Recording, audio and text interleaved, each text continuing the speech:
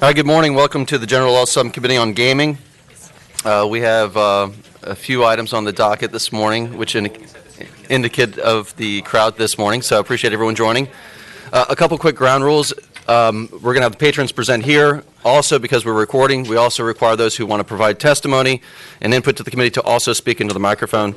So you'll need to come up. We'll try to adjust the microphone up a little bit so folks can speak and be recorded. And we'll go from there. We're going to take a couple of bills up first within sort of a first grouping just to set the stage this morning, which will be Senator Norman. We'll have also Senator Reeves dealing with Senate Bill 366. Also Senator Reeves with Senate Bill 530. And then Senate Bill 576 with Senator Mason, followed by a cluster of bills related to charitable gaming.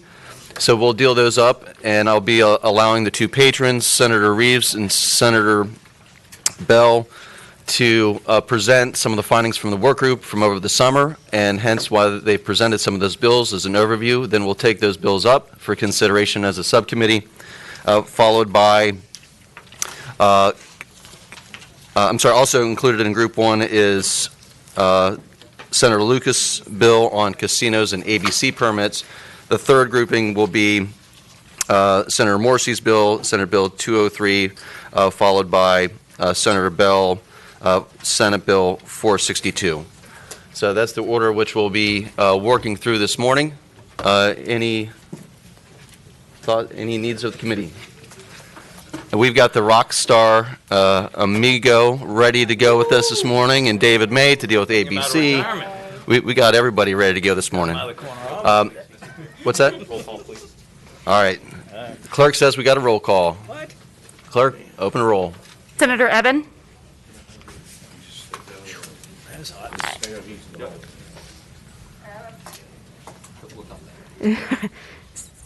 Senator Mason? Here. Senator Boysko? Here. Senator Bell? Here. Senator Ruff? Here. Senator Donovan? Senator Pillion? Senator Kiggins? Here. Senator McPike? Here. Mr. Chairman, you have a quorum. Thank you. I did want to take a moment to note we have our acting executive director of lottery, Kelly G, is here, so thank you for joining as a resource. Oh, there you are. Thank you for joining us this morning. And first up, Senator Norman, Senate Bill 96. Good morning, Mr. Chairman and ladies and gentlemen of the committee. Hopefully I have a non-controversial matter. When you said you had a rock star this morning, I thought you were referring to me, but I'm very disappointed that I am not. I have Senate Bill 96, and I hope that the appropriate amendment has been distributed. Yes? No? We do not have. Oh, it's online. It just popped. The genesis of this bill is We'll move the adoption. Second. Is it motion and second? All in favor of adopting the amendment, say aye. Aye. All opposed? Motion carries. Thank you, Mr. Chairman. The genesis of it, I was driving to Richmond one morning, and I heard advertising for gaming on the radio. It said, Virginia's for betters. And frankly, it annoyed me that we've spent a lifetime trying to market Virginia's for lovers on it, and I just felt it was trespassing on it. So I had Legislative Services draft a bill, and Amigo and his team made it much broader than I had any intentions, and that got some of the people in the gaming industry all excited that they couldn't use the word Virginia. Was never my intention, and the amendments that are before you merely says that from an advertising and promotional of gaming of any method in Virginia, that the phrase Virginia is for betters may not be used. Okay. We'll say that some high-powered lawyers came to me and said, well, we really don't need that there's kind of a trademark registration for Virginia is for lovers. And I said, I would rather it was out there blatantly rather than requiring people to go and look at the federal code and the trademark and patent registration. So that's it. Questions from the committee? The original bill. Mr. Chairman. Senator Bell. Could you say Virginia's for lovers who bet? Betting level. John? I withdraw my question. I couldn't help it. Okay. Any opposition that would like to come and form the committee? Okay. I think I made everybody happy by clearing it up, and it was never my intention. There's not a line filling in behind you, Senator Norman. There's a motion to report. Second. There's a motion and a second. All in favor? Clerk, call the roll. Or you need a roll call on? Mr. Chairman, it is up to you. This one probably not. All in favor, say aye. Aye. Motion, all opposed?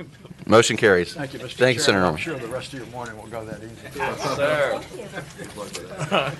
Sir. Senator Reeves, we want to take up Senate Bill 366. Morning, Mr. Chairman, certainly.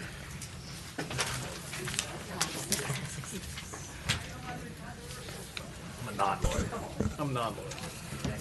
Mr. Chairman, Senate Bill 366 is somewhat of a cleanup bill for HHR. When we allowed the expansion of all the slot machines for Rosie's and parimutuel betting, one of the things we didn't do was ensure that those folks that are pulling the lever on the slot machine are 21. So the original bill I had both betting on ponies and slot machines to 21, but in looking at what is pretty much standard throughout the nation, we found out that 18 years of age is standard for betting on ponies, but still 21 is the age for pulling the lever on a slot machine. And I have an amendment in the nature of substitute. Okay. Move the amendment. Is there a motion? Is there a second? Second. Motion is second. All in favor of adopting, say aye. All opposed? The amendment is before us. Mr. Chairman, I can go into more detail, but I don't know if the committee needs me to. Questions from the committee? Senator Ruff, you go ahead and use the microphone if you want to. It has not popped up yet. What does the substitute do? How does it change it? Mr. Chairman, Senator Ruff, it takes that, the original bill I had both at 21. It just lowers the parimutuel betting back down to 18. So it's 18 for parimutuel and 21 to pull the lever.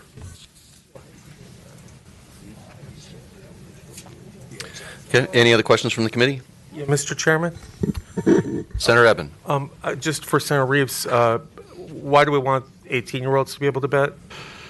Well, Mr. Chairman, Senator Eben, in looking at Kentucky and all the other states that have the horse racing industry, it seems to be that's the standard. I mean, we can certainly talk about 21, but I was trying to stay in line with what other states had done. Thank you. Okay. Any other questions from the committee? Okay. Any opposition in the room that would like to come testify before the committee? Move to report. This motion to report. The second. All in favor say aye. Aye. All opposed. Motion carries. Thank you, Mr. Chairman. Thank you, Senator Reeves.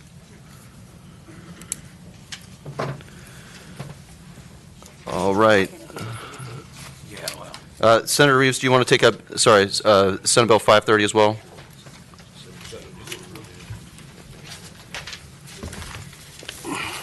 What number, sir? Senate Bill 530. Or is that, you want to wait and hold that until? Well, Mr. Chairman, as we talked about, I have Senator McDougal's bill, too, which is an enforcement bill. It's up to the pleasure of the committee. Yeah, if you want to, do we want to take that up with the charitable side on the legal gaming, or what's your preference? That'd be fine, Mr. Chairman. Okay. So we'll flip it up. Senator Mason, you want to go ahead and take up, What are you looking for? we're going to take up Senate Bill 576, and then Reeves will come back to this one. Okay. We are playing literal musical chairs. So I have Senate. Good morning. Morning, gang.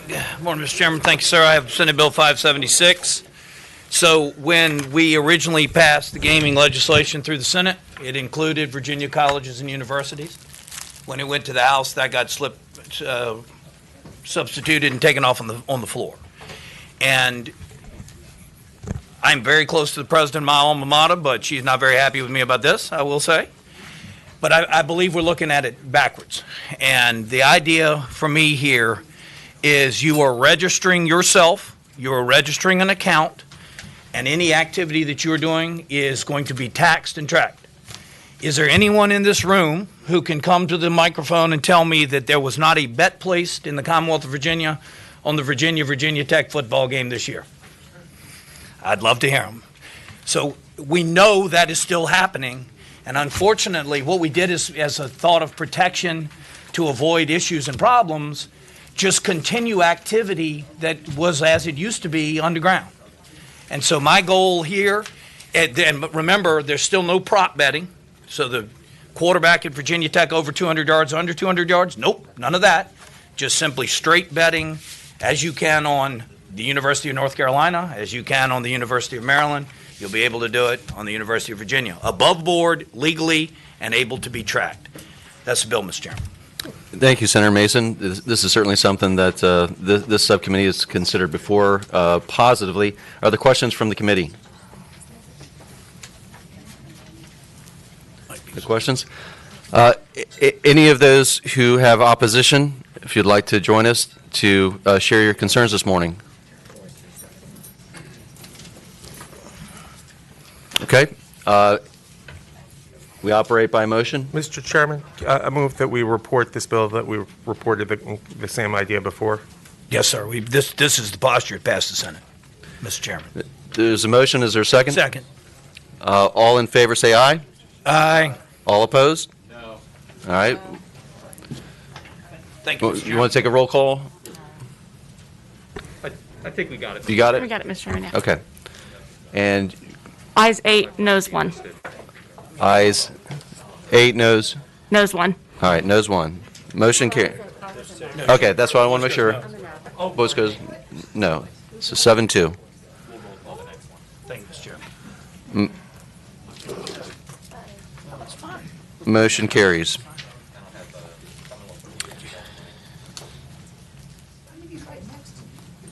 All right.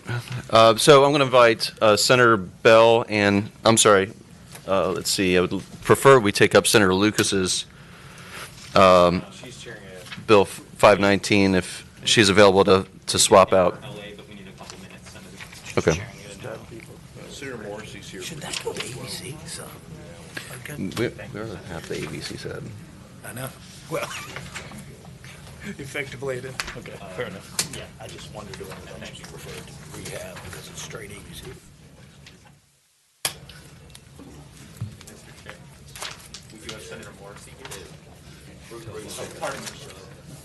And Senator Morrissey, we have a docket. We're going to take up your bill a little bit later. We're going to take up charitable gaming next.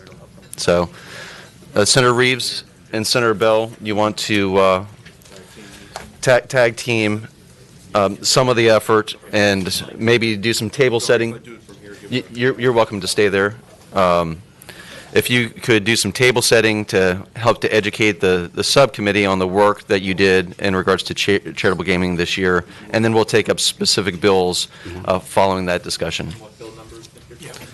There's a number. Yeah, go ahead, Senator Bell. We have 6 bills. I have 3, and I think Senator Reeves has 3.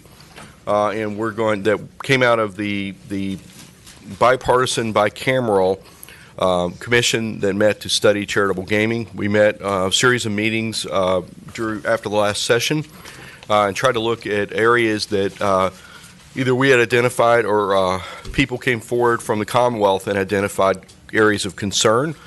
We took testimony from that and then made a series of bills that the commission approved. I think it's important to note that this was, as I said, bipartisan, bicameral. The bills that we have here are identical in the House, carried by the chair of the commission, which is Delegate Paul Krizak.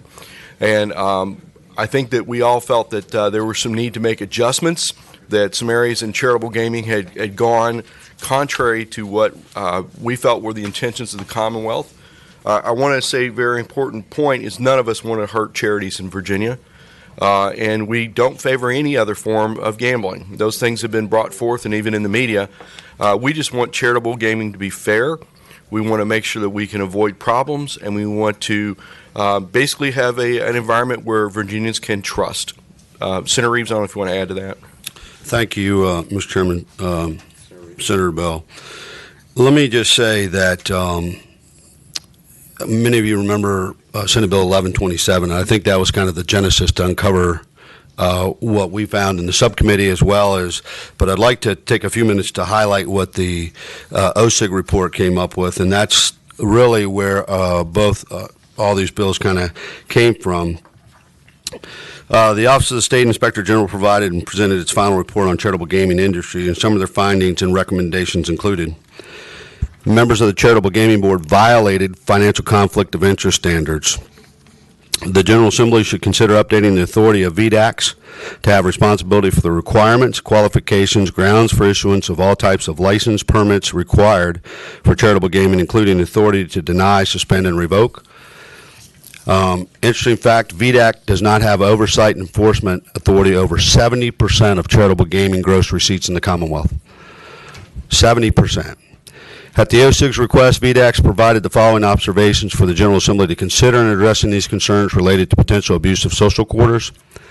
The term members and guests are undefined when related to the particular organization and activities performed under 182340.26:1. The type of organization allowed to perform activities under Code 182340.26:1 does not align with IRS guidelines. Private social quarters are not required to engage in other social, recreational, or fraternal activities in conjunction with charitable gaming activities. Private social quarters are not required to operate in a facility where the organization regularly conducts business related to its federal tax-exempt purpose. Organizations engaging in activities performed under 182340.26:1 are not subject to the reporting and auditing requirements under that code. So, Mr. Chairman, members of this subcommittee, what you're going to find is these bills will address all those issues highlighted by the Office of the Inspector General in an attempt to clean up charitable gaming, as Senator Bell and others have sat on that subcommittee, heard that testimony from both charitable organizations, the OSIC, and all members involved in charitable gaming. Questions from the committee? Well, I know there's been considerable amount of work as you guys have considered. What I'd like to do, I guess, from the cadence, since we have a cluster of bills, is perhaps, if it's okay with the patrons, open up for support and opposition for bills for consideration. Since we have a sort of a cluster dealing with a number of different issues, I'd ask that as you come up, note the bill number that you support or oppose, since we have sort of a block of 6, so we can take some notes and then do some follow-up, since there are sort of overlap between the organizations that are on the table, and then we can obviously have, as a committee, do some specific follow-up as we take up each bill for action. Does that make sense to the committee? Okay. So I would Senator Reeves, I'll probably invite folks to come to where you're sitting right now to provide, I'll take some opposition first, and then support, and this committee will be taking some notes, and we'll follow back up. And again, it's consideration of Senate Bills 394, 401, 402, 403, and let's see, I guess we're going to do McDougall's 566 as well, correct? Yes, sir, and my bill 530. And 530. Those are both enforcement bills. Yep.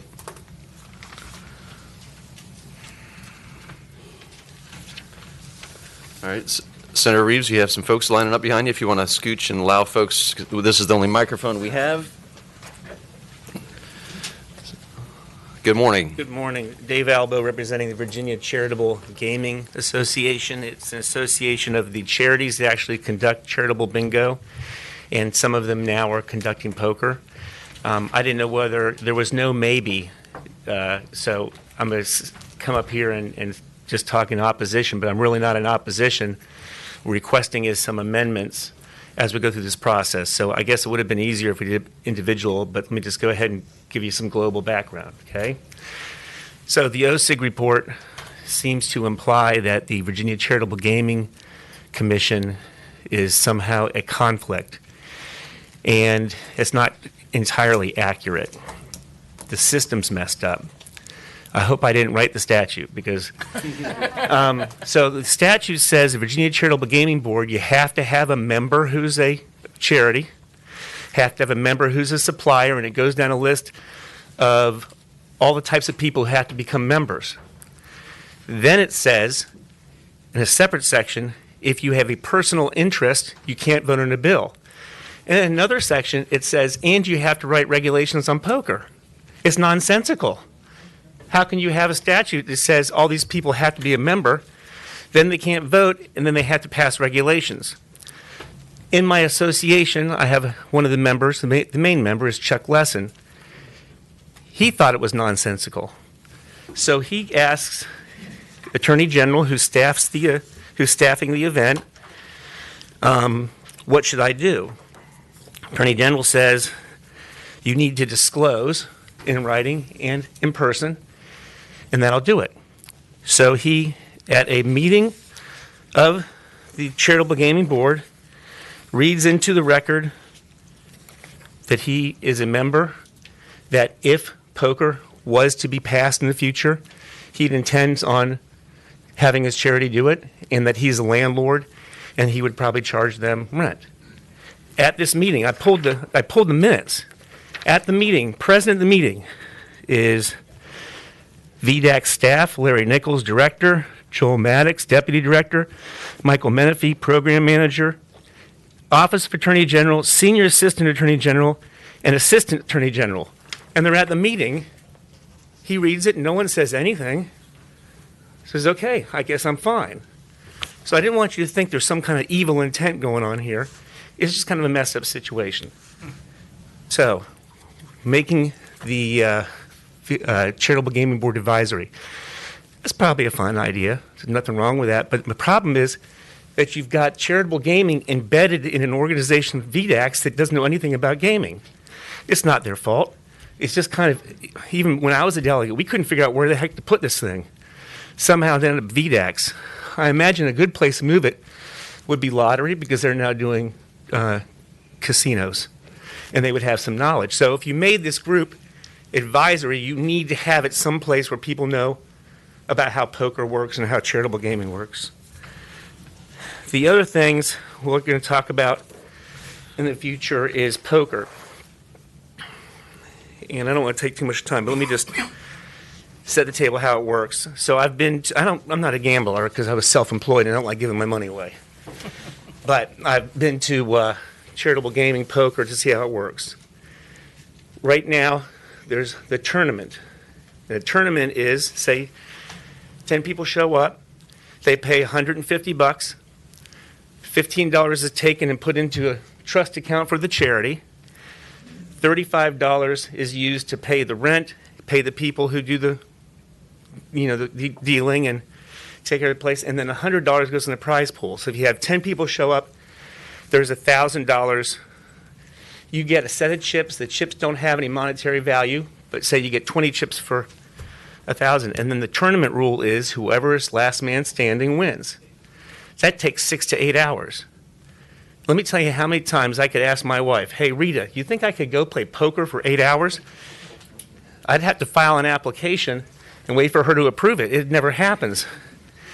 And what they found is that they will only do about one table a night because no one else, people just can't invest that kind of time. So what they've done is they've had a tournament because the regulations say you have to have a tournament, but they've also had a cash game embedded in it. And so what happens then is someone says, oh, wife's calling, I got to go home. They can cash out. Sure, they won't be eligible to stay for the $1,000 prize pool, but they're not required to stay the whole time. And when they have that kind of thing, they'll get enough people to make the evening profitable so they can donate to charity.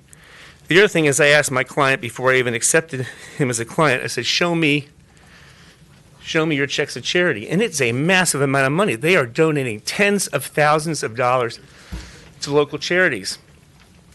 So the idea here, I guess the general theme is that if you recall, when we passed casino gaming, one of the things was, well, as soon as casino gaming comes up, I guarantee all these charities are going out of business because no one's going to go play bingo. So we wanted to give the charities an ability to have some kind of method by which they could raise money to help charities. And that's the intent of the bill. And we'd like to keep that, but we can't over-regulate it so much they can't do it. The other issue will come up is dealing with new regulations. If you don't like the existing regulations, somebody can write new regulations, but if you do it through the APA, Administrative Processes Act, that's going to take 2 years. And by the time those things come out, all your charities are going to be out of business. There used to be something like 50 plus bingo games in the Richmond area 3-4 years ago. There are now 16. That's how fast the things are dying. So I guess in the end, I guess the theme, and maybe when we bring up individual bills, if you'd like me to ask, just is that there's nothing evil going on here. So People are just confused. Mr. Albo, can you list through the bills that you have potential amendments to, just so we keep track and note? Okay. 394, Senator Bell. That's just some clarifying amendments. Okay. 401, this is one thing I forgot to mention in my comments. This thing solves all your problems. 401 is the enforcement bill. I'm not ragging on VDOCs. They don't have any money. The General Assembly, even when I was here, was taking them fees and putting in the general fund. The OIG report said there are 6 open enforcement positions. If what you're worried about is fake charities, you fully fund these people. They bring the accountants out. They look at the books and say, you didn't write anything to charity. You're charging 3 times over market rent. You're charging outrageous fees to manage these charities. And you call the Commonwealth Attorney, you revoke their permanent, and you call the IRS and get rid of their 501c status. I think that bill, with sunshine, will solve 90% of what your problems are. 402, have some suggested amendments. And then 403, some suggested amendments. Senator Evan? And, you know, in SB 403, and Senator Reeves can correct me if I'm wrong, it clarifies who can engage in charitable gaming as organizations and so forth. Do you have any comments on that part of that bill? Yeah, so that one is the one that says with these instant pull tab machines that they remove 501c3 and 501c4 status. Yeah, do you have a We looked into that. I don't know what's inherently evil about a C3 that a C8 is not. There are bad people who are C3s. There are bad people who are C8s, and vice versa.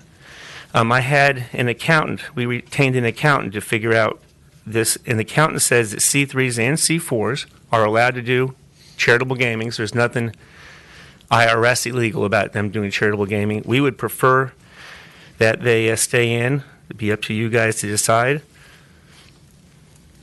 Okay. Any other questions from Mr. Albo? One question, sir, and you've approached the patrons with the amendments? Well, it came. You guys put this on the docket yesterday, so I did my very best. I visited with Mr. Bell, or Senator Bell, about a month ago, and then dropped off amendments to him. And I dropped off amendments to Senator Reeves yesterday. Okay. Well, in fairness and cadence, if something's recommended to report, we'll still have time to adopt any amendments from the patrons that they wish to accept in full committee. If there's sort of favorable action as we move forward, so there's still some time, but we wanted to move this because crossover is right around the corner, so we wanted to start to have this discussion. Going to move. Thank you, Mr. Albo. Next up. So if folks if Mr. Albo has sort of set the stage, please don't repeat. Just identify if there's concern or other issues that the committee needs to understand. Yes, Chris Peterson with the Virginia Charitable Gaming Council. We represent a host of charities and others involved in the gaming industry. A few issues, and generally we support most of the bills. Over half the bills we support. We think we need more enforcement. One concern we do have is a lot of this might not be getting at the real problem. We think the real problem are games that are not regulated by anyone. So these bills focus on regulating existing gaming and relying on existing statutes for their authority. But most of the illegal gaming out there claims they're not subject to any existing laws. They say we don't have consideration. They say we don't have chance, and therefore not subject to the gambling laws. We've discussed with the patrons and their staff trying to come up with a bright line test. I would like to see something akin to a gas station stamp. You know, you have to go through a process, put a stamp on that machine. ABC walks into that bar or that convenience store, no stamp, by definition, illegal. You know, so that the only machines allowed are those authorized by statute and that have been specifically approved by the state. We did a first crack at that, and there were some issues with it, but so that was something that we will be working on and trying to, so that, and there are machines that also put the word charity on them, but they've not been regulated. And my understanding, at least my conversation in the past, if it's not a charitable gaming machine, the charitable gaming regulators don't think they have authority over it, you know, because they only regulate charitable games. And that's how these machines are out there operating, because nobody claims to have authority over them, which is why either, Senator Bell's approach to have a coordinator, somebody coordinating, and the House has a bill to have the state police look at it. You know, we need somebody in charge of this. I'd like to see ABC have authority to yank and pull a liquor license if they have illegal machines, because losing your liquor license is a pretty effective tool as well. So we're going to work with some of those kind of approaches. So we do support increases in civil penalties. That's Senator Bell's 399. We do support Reeves' Senate Bill 402, changes the charitable gaming board and gives authority to VDACs. In conjunction with that, we also support the senator's call for a study about whether it should be a gaming board should be created. In our mind, having VDACs regulated is a stopgap measure. In the end, I think we need all gaming under one roof, so that regulator can say, okay, this might be bad for horse racing, but it's good for charitable gaming, so we'll do it. You know, right now they're all sort of looking at their vested interest, and I think if they looked at everything all together, you could come up with a model. Mr. Chairman? Senator Evan. And I see Delegate Krizak in the back of the room. I believe he has a study about having all gaming regulated by one entity. That's a JLARC study, a House joint resolution.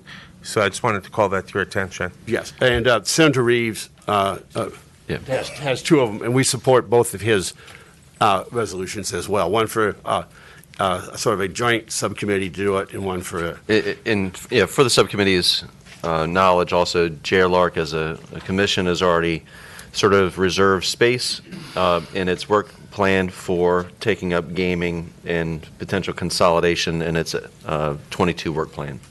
Mr. Chairman. Senator Bell. First, I want to say we obviously we thought a study was the best way to approach this thought of under one roof, and I agree with that. We just felt, given the complexity and the number of issues we were tackling, that was a bridge too far to do it right now, and we didn't really have all the information.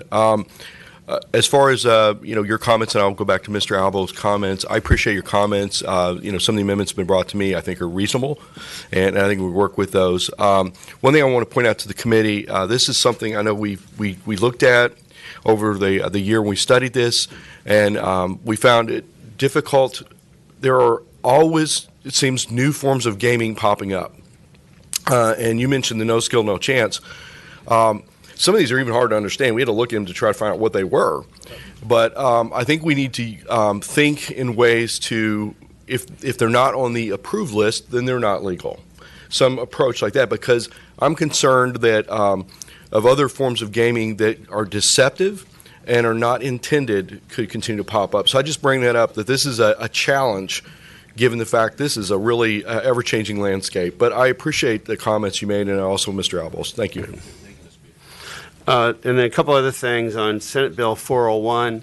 That contains the coordinator. We support the coordinator. We do have funds that, concerns that charities will be taxed. 44% of that audit fee tax is going to the general fund. We don't think charities should be taxed for purposes of the general fund, so we will offer amendment to line 181 to delete that provision. Generally support 566. And then we do have concerns, serious concerns with SB 403. You would have heard, I think, from the VFW, American Legion, Elks, Moose, FOP, other charity groups that have concerns. But we've been having conversations with both Senator Reeves himself, with his staff, and Senator Bell and his staff. So we hope just to continue those discussions and try to work out concerns. So we view this as the first step of the process, and hopefully members of the committee do as well. Thank you. And next up.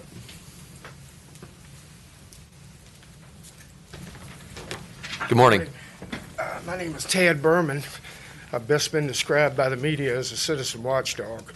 I attended all the Texas Hold'em meetings. I attended the 3-day work session to write these regulations.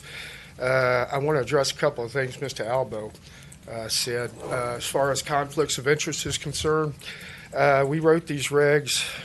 I didn't like them, but we wrote them in July. And in early September, I wrote Senator Peterson a letter informing him of what was happening, how they were trying to misinterpret these regs. Since it was his bill, SB 936, it was a Texas Hold'em bill, I never got a response from Senator Peterson, but 4 days later, at the very next charitable gaming meeting, Chairman Lesson's first order of business was to get up and declare that he had a personal interest and a conflict regarding the regs. So I'm not sure if they talked to the Attorney General or not. You'll have to ask them, but I know that Mr. Lesson never disclosed this until I reported it. What I'd like to focus on, and I think the committee is aware of the OSIG report and other things, I do not want to address any of those items today. I do want to address the items that are within the report and specific amendments or issues that you have with the bills before the committee. So if you have comments to specific legislation that's before the committee, please direct it there. Well, I just will say that the bill never described cash games. Of course, that's one of the big issues that we have. Mr. Chairman. Yes, sir. Just for clarity, you're really not talking about these bills. You're talking about Senator Peterson's bill and the evolution that got us to where we are today. Well, I'm talking about, what is it, Senator Reeves' bill. Is it SB 394? That's your bill, right? But you're talking about in response to what got us to this point. Yeah, Senate Bill 394 is dealing with Texas Hold'em poker operations. I had heard some information from Mr. Albo that I disagreed with. Also, the deal about, just two quick things, these tournaments, they don't have to last 6 to 8 hours. I ran over 500 of these tournaments over the years and we ran these free tournaments just like a casino, and I had no problem running those things and ending them in 4 hours every week. So I think 6 to 8 hours is a description that they're trying to tell you because they don't want you to think that it's going to work if they do it in 4 hours. So that's one other thing, and I think that's about it. But it's the conflicts that are. We also had other conflicts with the vice chairman who never disclosed her participation in this, and she's running these games and is a landlord. And also, Mr. Lesson brought in an expert to help the committee or the board understand Texas Hold'em legislation, and we found out later that they never disclosed that this man had been hired by the chairman 2 months before the discussion started, and is today his operator for his business that is running these tournaments. So that's just So are you in support or opposition of Senate Bill 394, which deals with Texas Hold'em? I'm in support. There are a couple of things in there that technical things that need to be changed, but as overall, yes, I very much support the bill. Okay, thank you. And Senator Bell, do you have those technical amendments or suggestions? Your amendments, no. Well, these aren't the amendments, but these are the suggestions right here that we have. I sent you an email. Okay, my system might have it, but thank you. Okay. Thank you very much, sir. Appreciate it. Next up.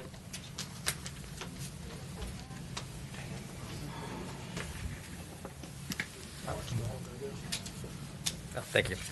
Thank you, Mr. Chairman. My name is Barrett Hardiman. I'm here on behalf of Grover Gaming. We are one of the manufacturers of electronic pull tabs that have been at issue for the last couple of years as we've been talking about charitable gaming. First of all, I want to say thank you to the members of the joint subcommittee who did the work over the summer. We had the opportunity to testify in front of that committee, demonstrate one of our games to them, and we're very excited to see the work that the committee has done. Also to Senator Reeves, his Senate Bill 1127 last year finally set some rules around where these games could be played. Up until that point, all of the manufacturers had set internal protocols as to how we determined whether or not a charity was operating within the law for our games to go in. But Senate Bill 1127 has really given us the opportunity to say it's only places where the state has said that that's okay. And these bills that are before you now help to refine those rules, and we think it makes the situation better. Senate Bill 403, which establishes social quarters, what they are, and how the games can be played. We support that one as well. There were a couple of line amendments, which I have gotten to Senator Reeves and Delegate Krizik. I'm not sure if those line amendments will be before you today. Okay. Thank you. And if you want, Mr. Chairman, I can explain really quickly what. Sure. Yes, please. So the way that the bill was originally drafted, it would have placed the administrative fee and the use of proceeds, which is what the charities have to spend on their charitable activities, on the amount of money that was put in the machine as a wager. The machines that we use and many of the other manufacturers use pays out about 90% or more to the player. So a 10% charge on the money going in would actually end up being more than what the charities are receiving from those machines. So the amendments that we put before you today would define what an adjusted gross receipt is for an electronic pull tab machine. It just means it is the money in minus the money that goes to the player. It also says that rather than having the charity report the gross and adjusted gross to VDAX, that the manufacturer will do that. We will be responsible for making those reports so that VDAX has that tracking. That will simplify the process for VDAX. They'll have a handful of manufacturers to deal with rather than 200 charities that are being run by volunteers having to learn a new system. So that is essentially what those amendments do.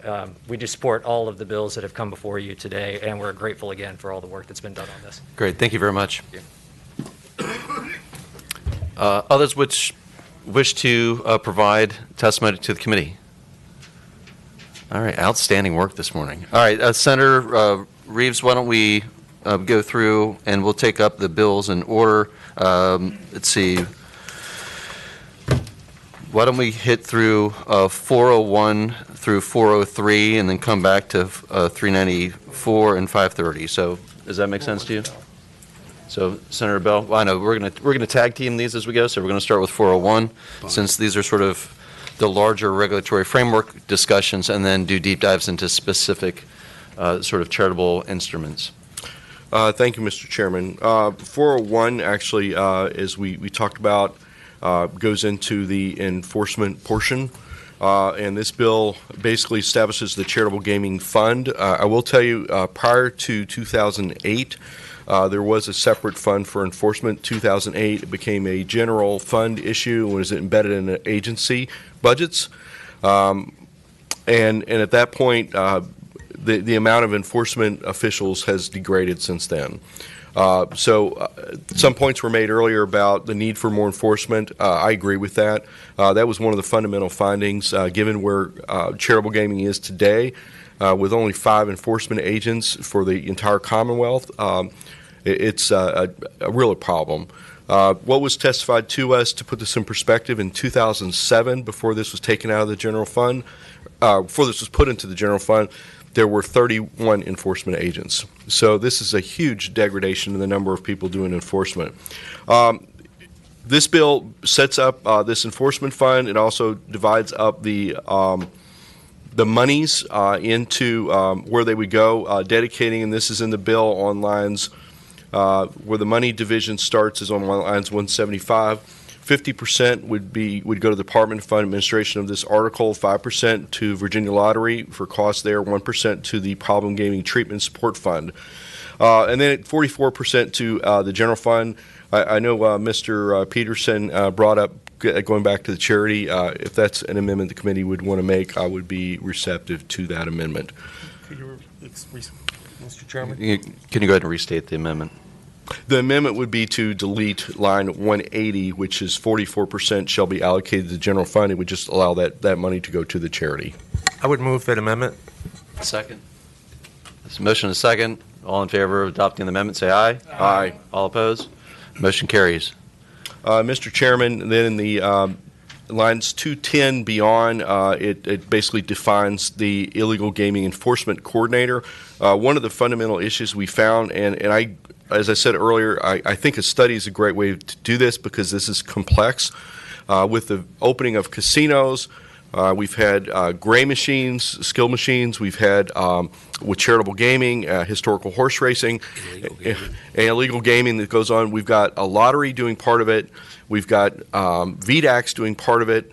Frankly, the regulations also, for-profit gaming, we look at the net proceeds to look at revenues. The other one, we look at gross revenue. So there are disconnects. This is really complicated. And I think we need one person. And the House might have a different version. We can, I think, come together on that. But the bottom line is we both agree in this concept that we really need one oversight person to look at this very convoluted spectrum that we're working with right now. And I agree that it needs to be studied to come to the final answer. I won't tell the committee this is the final answer, but I think this is a big step forward in the right direction. With that, I'm happy to answer any questions that you may have. Senator Boysko. Thank you. Senator Bell, could you give us a ballpark of how much money is raised through this process as we're looking at like the 50%, 55%, 1%? Like how much money are we talking about that would be allocated among these different entities? Mr. Chairman, obviously part of it would be depending on the particular charitable gaming activity. Some bring in more money than others. Charitable gaming we believe, and frankly, there's a lot of gaming revenues coming in today that we don't even know how much they are. If machines are not connected, we have no idea. And cash games are another one in particular that it's really difficult to put a dollar figure because it depends on how many people are playing, what the dollar bet limits are, and how many hours they're playing. We do believe this is a multi-billion-dollar annual industry. In 2007, charitable gaming was about $500 million, and we're talking 31 enforcement agents. Today, multi-billion, 5. So this is a big dollar amount. I will tell you the best practice across the United States was to put 3 to 5% of revenue towards enforcement. And in for-profit gaming, a revenue percentage is almost always the standard practice to enforce. And again, I think it's why we're at where we're at. I can't tell you exactly, but the fact that we have lottery doing some things and VDAX doing some things has led us to the many disconnects that we have today. I hope that answers your question. Thank you for your work on this. I really appreciate it. Thank you, Senator Bell. Mr. Chairman. Senator Mason. Thank you, Mr. Chairman. So I too was amazed when I first started looking at this that it was under VDAX. That's where it is. I know your study is going to address where it should live. But your illegal gaming enforcement coordinator is going to be under the lottery while this remains under VDAX. Is that correct? And does that make sense? Mr. Chairman, thought about which way to go with this, to be honest with you, because I don't think there's one clear-cut answer. But given that lottery has the for-profit gaming and enforcement there, which is going to be using state police resources, et cetera, felt like that was the best place to put it, and also gave separation until we could arrive at the final answer, if that makes sense. Okay. Thank you, sir. Other questions? That's for amounts. All right. Senate Bill 401 is before us. Mr. Chair, can I ask Senator a Boysko. question? So we're looking at a number of bills that seem to be related. Are there any that are at contrast or would be in conflict with one another, or are they all more or less companions to fix different issues? Senator Bell. Mr. Chairman, we looked at this and thought about doing one omnibus bill, and then we broke them out because we felt it was a little bit too complicated. As Mr. Peterson said when he testified, I think from my perspective, 4 of the bills I think we have broad agreement on. And the other ones we might have to tweak a little bit. So we felt it was best to do it in this way. I can't tell you that they don't cross-connect in some ways, because I think they all do, and they're all related to a problem. But we felt breaking them apart in this way, if we weren't to do all of them, we would still make significant progress towards addressing some of the issues that we believe are not correct. If it would be the will of the committee to go in a different direction, I understand that. I do think this is probably the way that makes the most sense, given the scope and magnitude of what we're trying to do. I would also suggest on some of these things, I'll say this to the people here, if you have good ideas, given the fact we need to move forward today, before we go to the full committee, I would certainly be willing to still talk with people. My goal is to make these the best bills we can make them, and the fairest bills. So if we can, in concept, if there's other things we can't work out today, I would hope that I would still keep that line of communication open. Thank you, Mr. Chairman. Thanks, Senator Bell. Other questions for the patron? Mr. Chairman. Senator Ruff. As you have worked through this, Senator Bell, So she can see the amount what of kind dollars. of dollar amounts are we talking about for the coordinator? Mr. Chairman, if I Senator can, Bell. are you talking about like a salary, or are you talking about how much money they would? How much would go into that fund on an annual basis based on the projections, the current projections? Mr. Chairman, if it were, again, Mr. Chairman, may I- I'll refer to Senator Reeves. Senator Ruff, last year in 2020, from just electronic pull tabs gross receipts, you're looking at $804,000. So almost $1 billion last year. In 2019, there was $964,000. So you look at that, and that's all we know about that we have right now. We figure there's about $2 billion done in social quarters that we don't even know about. And as we get a handle on those and get some checks and balances put in there, it would be a percentage of that. So Mr. Menefee's here. He could probably help a little bit with what we think that percentage would be, or what he thinks that position would be. Mr. Chairman. Yeah, first off, this bill is going to go to finance, is I imagine, so there's going to be plenty of time to follow up with the figures on this concept. Senate finance staff is here in the room taking copious notes, ready to respond when and if it does arrive there. Mr. Chairman, I would say to Senator Ruff, and I, as a person who spent my entire career in finance, hate it when somebody gives me a very nonspecific number. If it's $2 billion, we're talking 5%, that's $100 million. This is going to be big dollars. But frankly, if we look at the enforcement that is the standard across areas that do gaming, this is within the norm. Frankly, I know some people ethically, morally have issues with gaming. I don't have that personally, as long as it's an adult, a consenting adult. But what I do believe is any gaming should be heavily enforced and heavily regulated. And what we've done is try to move this in that direction. Perhaps this is something, as we know more about exactly how much revenue is there, we could dial it back in the future if it is too much. Because certainly I want more money to go to charities, as much to go to the charities as we can. But the first thing I think we need to do is give everyone faith that these games are fair and equitable, and that everything is being enforced the way it should be. I hope that answers your question. It is non-specific. I wish I knew more. Thank you, Senator Bell. So the bill's before the committee as amended. So, Mr. Chairman, we can't amend it here, but we recommended It's it based recommending on with amendments. So Okay. moved. All right, this motion is second. All in favor, say aye. Aye. Aye. All opposed? Senate Bill 401 is recommended. Senate Bill 402. Thank you, Mr. Chairman. A little bit of the testimony you heard today was about the Charitable Gaming Board and conflicts of interest that came out of the OSIG report. So 402 attempts to address that, and I have some line amendments based on some feedback from some of the folks behind us, and I'd like to move those technical line amendments if we could, and if either Ashley or Amigo Ashley would like to talk about the line amendments. If there's a motion to move, I'll second the motion. Yeah, why don't we go through and hear the amendments, and then we'll take a motion on them. Thank you, Mr. Chairman. There actually are 15 amendments, but they all do the same thing. Currently in the bill, where where there's a changeover from the Charitable Gaming Board, it replaces the Department of Agriculture and Consumer Services. The proper authority should be the commissioner. So it's 15 amendments that change department to commissioner. Got it. It's just that the proper entity that it should be the commissioner of. Right. Got it.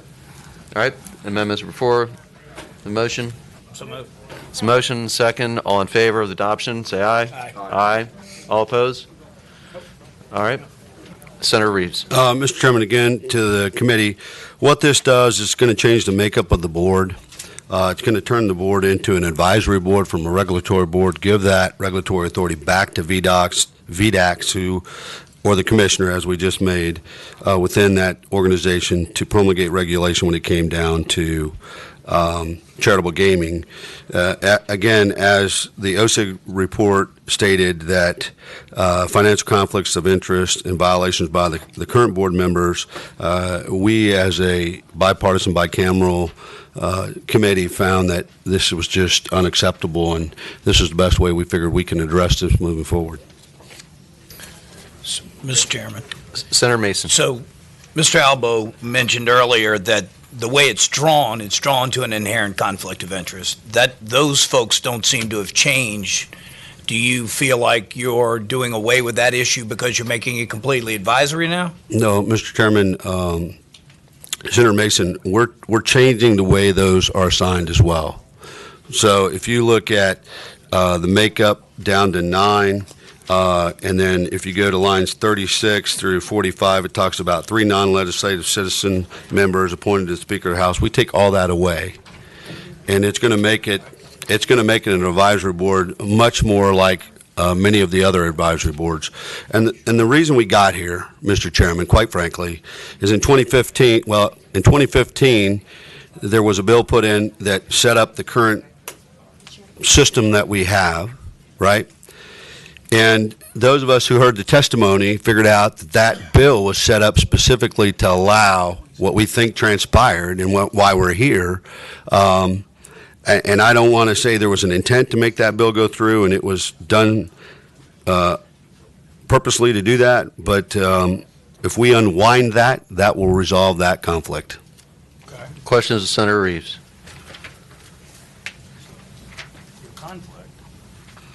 There were suggested amendments. Did those take care of those, Mr. Albo? Different issues what you were talking about.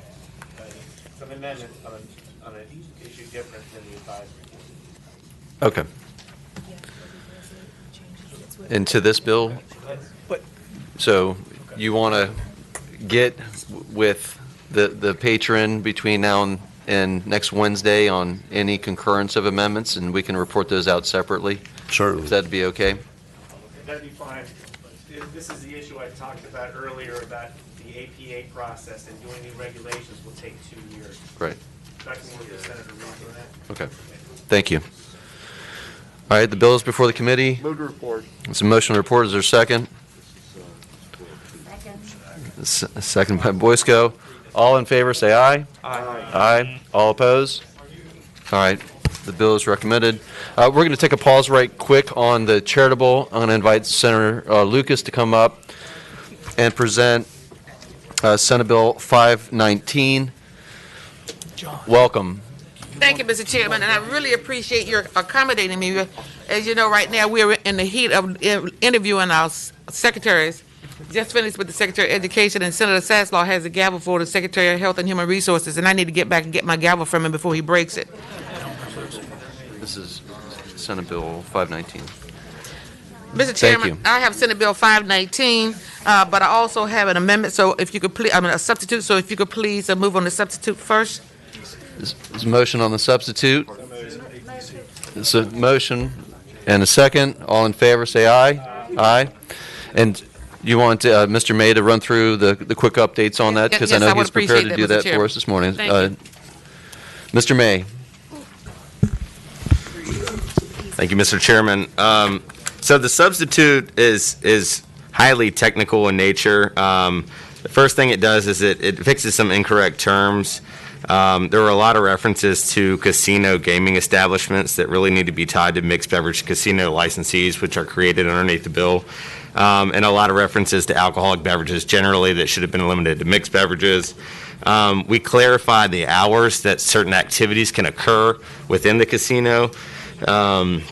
We clarified that gifts are for off-premises or consumption or in designated areas by the board, and that loyalty credits are for purchase for on-premises consumption only. We exempt the casino from the requirement that all mixed beverage licensees serve food whenever mixed beverages are served. So there was already an exemption from the M-bar in the bill. This would also exempt them from the requirement to serve food at all. The next one is it clarifies the mixed beverage restaurant's ability to operate as a casino licensee until a license is issued to the casino itself or a year from then, whichever occurs first. It clarifies that only the board's initial adoption of regulations about the implementation of the bill is subject to the October 1 deadline. And then there's one other unrelated amendment that cleans up a little bit of language regarding the banquet licenses that we're currently issuing. Thank you, Mr. Mayor. Are there questions for Mr. May or the patron on the substitute? Yes, thank you, Mr. Chairman. Senator Eben. Just to be clear, this would say that they would be able to serve alcohol without serving food at all, or without serving food during certain hours, or? Mr. May. Mr. Chair, Senator Eben, they would not be subject to a food to beverage ratio, and they would not be required to sell food whatsoever on the floor. But there would be, my understanding is that there are restaurants adjacent to the floor in which the idea is go in the restaurant and eat, keep your food there. I don't think they want people playing the games while they're eating at the same time. Correct. Thank you. Sticky nuggets are probably not a good idea while you're playing Correct. blackjack, right? Correct. Exactly. No change in the restaurant. Exactly. Other questions on the amendment? All right, motion for the adoption. So moved. Motion second. All in favor? Aye. Aye. All opposed? Nay. One in opposition. All right, the amendment's before us. Yes. Oh, I'm sorry, that was the amendment? It's the amendment. I'm for the amendment, I apologize. All right. Adam withdraws the strong opposition to the amendment. Yes. In favor. Senator Lucas. Yes. Now I want to just let you know that this is a cleanup bill, as you all know. Specifically, my bill addresses administrative issues, operational issues, and the casinos, including a new licensure structure for the sale of alcohol beverages, which has just been explained to you, the form of payment to place wagers, and employment matters to keep Virginia law in line with industry standards around the country. The first two-thirds of the bill addresses the ABC issues. Specifically, the bill creates two new ABC licenses. One, a mixed beverage restaurant license for restaurants located on casino premises, and two, a mixed beverage casino license for the casino operation itself. The final and third of the bill addresses operational and enforcement issues. Specifically, this bill provides flexibility to allow for modern forms of payment such as electronic cash and includes important customer protections. If okay with you, Mr. Chairman, I would like for Scott to walk through the detailed provisions of the bill if you need that. Sure. And so, Senator Lucas, we have people testifying it here because we also are recording, so I'd invite them up and utilize this microphone. Morning, Mr. Chairman, members of the committee. I'm Scott Johnson, represent the United Company as part of Bristol Casino. Thank you for your time. I'm glad to walk you through the substitute if you'd like me to, but I just want to first say we've been working on this for probably 8 or 9 months, and I owe some thank yous. One to obviously our patron. I owe a thank you to ABC. They've been extremely helpful for providing technical advice. I owe a big thank you to Lottery, extremely helpful providing technical advice. A big thank you to the operators. You know, we've got 4 operators, $1.7 billion of investment in this state, 7,000 employees we see being at high-paying jobs.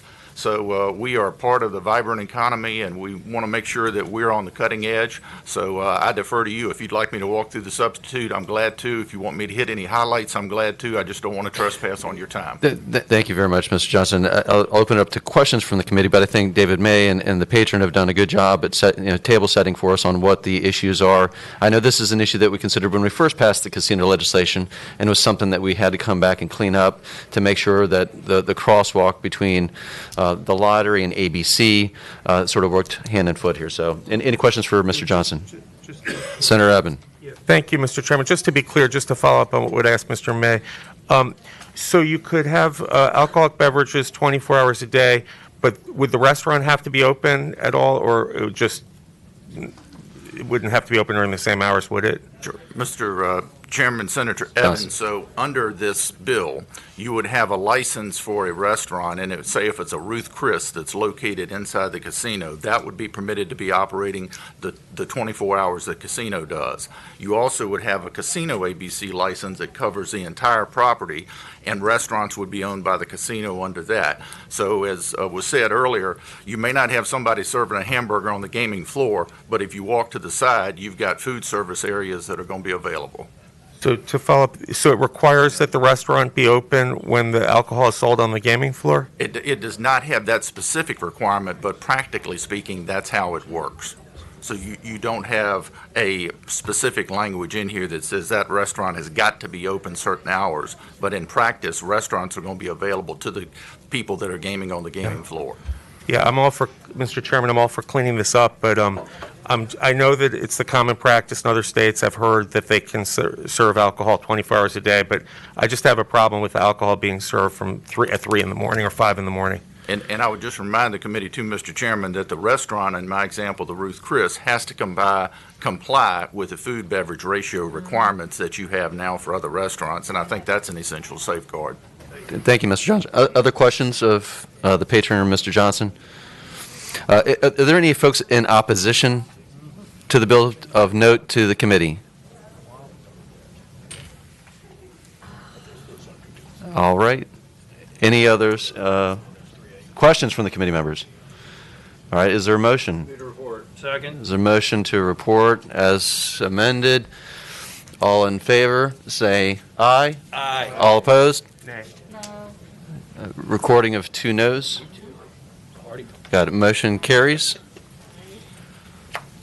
Thank you, Senator Lucas. Yeah. Let's see. All right, we have ABC sub that is going to sparse, so make sure you have your proxies in, please, as Mr. May and Senator Reeves. Cosgrove said to text him. He needs his proxy.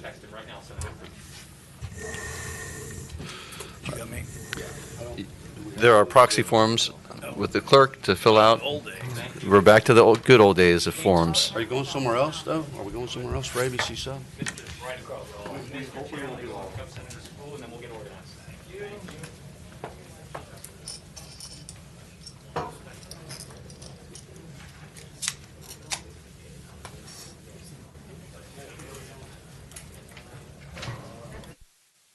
Did they actually fill out the proxies, or did they just take?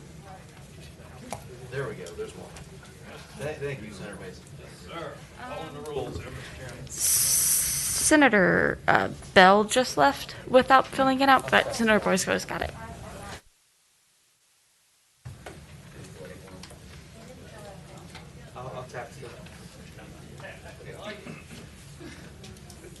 All right. Apologize as we play sub swapping out. So we'll get reset here in a second as we trade proxies. So the committee will stand at ease for 2 minutes.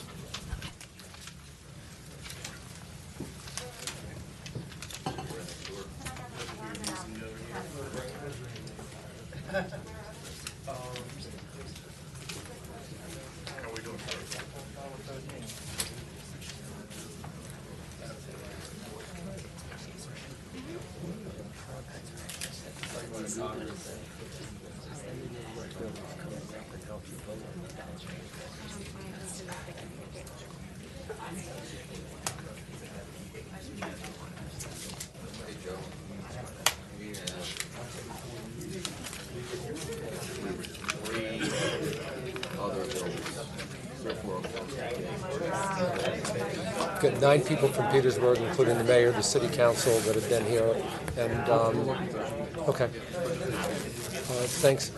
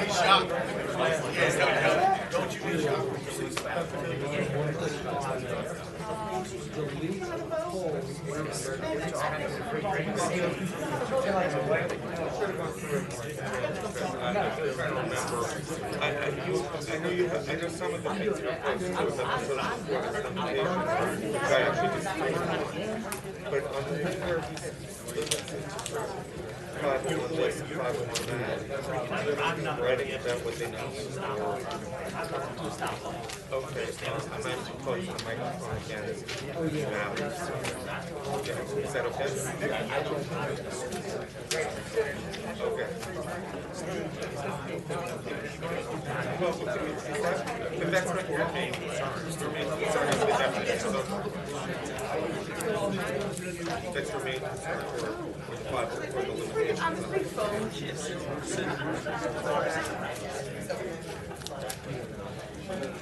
Okay. Yeah. If there's a better definition.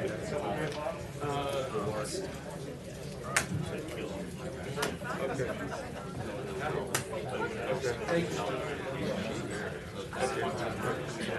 Sure. Yeah, it was early. It was right in the beginning of the session when we met. Right?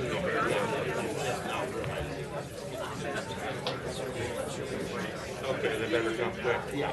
Yeah. Okay.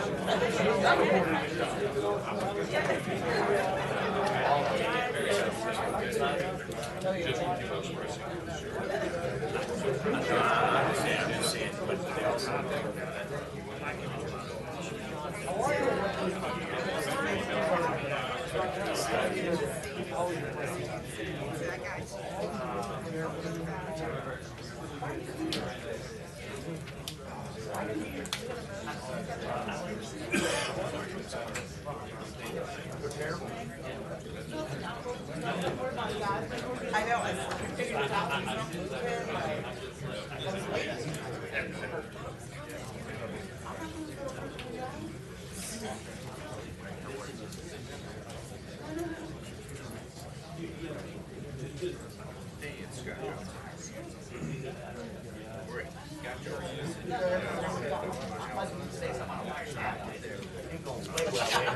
Keep going through for my bill. They keep different sections Thank you, dear. So I have a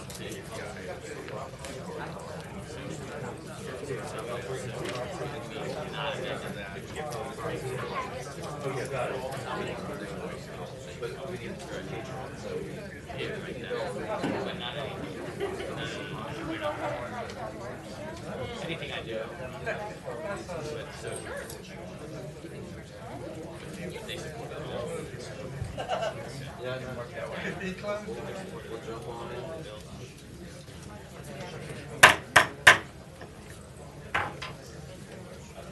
All right, as we get back started, I'm going to invite Senator Morrissey.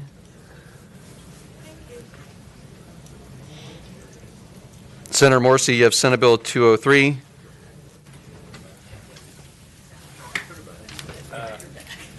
Good morning, Mr. Chair and members of the committee. I do have Senate Bill 203, and at the beginning, there are just a couple of amendments. Would you like staff attorney to report them? Okay. Yes, please. Yes, Mr. Chairman. On line 42 of the bill, after the word least, strike 24 and insert 21. On line 125, after that, strike holds, insert held. And on line 126, after subsequently, strike fails and insert failed. Could the clerk say what that last amendment was again? On line which line? Line 126, after subsequently, strike fails and insert failed, past tense. Thank you. Okay, the amendments refer to the committee. Is there a motion? Move to report or move to amend? Second.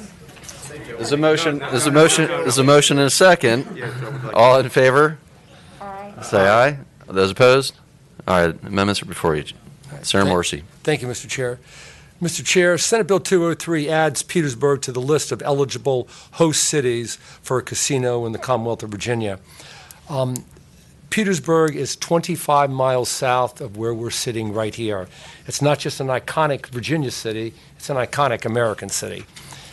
If you were to travel down Interstate 95, Petersburg is the only city that has 5 exits off of 95, more than any other city between Savannah and Philadelphia. It has a location, actually several land parcels that are ideal for this casino. If you look at the code section that's already been introduced and that I've amended, you'll notice that items 1, 2, 3, and 4 talk about a host city that has had trouble in the past with decreasing residents, has an annual poverty rate at a certain percentage. The population decrease has been somewhat significant. And this city, Petersburg, although it is a city on the rise, I call it Phoenix Rising, it has experienced those problems in the past. It is centrally located in central Virginia. It is ideal for a casino location. Part of my work in developing this bill was contacting the contiguous counties in Surrey, Sussex, Amelia County, Chesterfield County, Hopewell, asking for their support. And their support is not tepid, it is overwhelming in their support of Petersburg being a host city.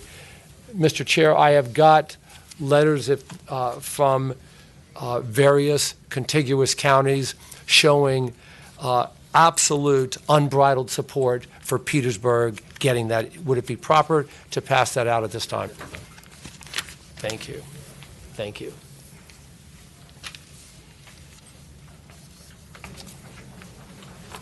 There you go. Senator Morrissey. Thank you, Mr. Chair. I want to direct your attention to one portion of this bill. It's the last portion that says the governing body of any eligible host city that held a local referendum pursuant to this section that subsequently failed shall be prohibited from holding another local referendum. Now, let me address that because I think that might be the white elephant in the room. I represent Richmond. In fact, the casino project that was going to come into South Richmond is in the heart of my district, and I campaigned for it, and I lobbied for it, and I debated for it, and I wanted them to get it, but they didn't get it. The people spoke. Over 1,500, it was a margin, not a great one, but 1,500 people said no, they do not want the casino. So we pivoted to Petersburg.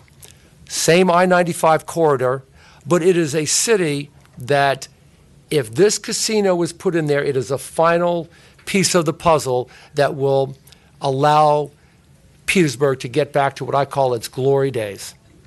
And if you look at what we have already done last year, We wanted a host city that was experiencing problems. Decreased employment, an annual poverty rate of a certain amount, residents were leaving. If you look at Richmond, that's not that city. I'm proud to say that Richmond had a decreasing population. It went under 200,000. It's growing. It's 225,000. If you look out on the horizon, there's cranes there. It is flourishing in Shockoe Bottom, Shockoe Slip, South Richmond, Manchester, Scott's Addition. That's not really what this casino was designed for. But now they want a do-over. And essentially it says, well, we lost, let's have a do-over. And if they lose again, how about another do-over and another one? That's not the way the democratic process works. That's why it says if they can't, they're prohibited from holding another referendum for 5 years.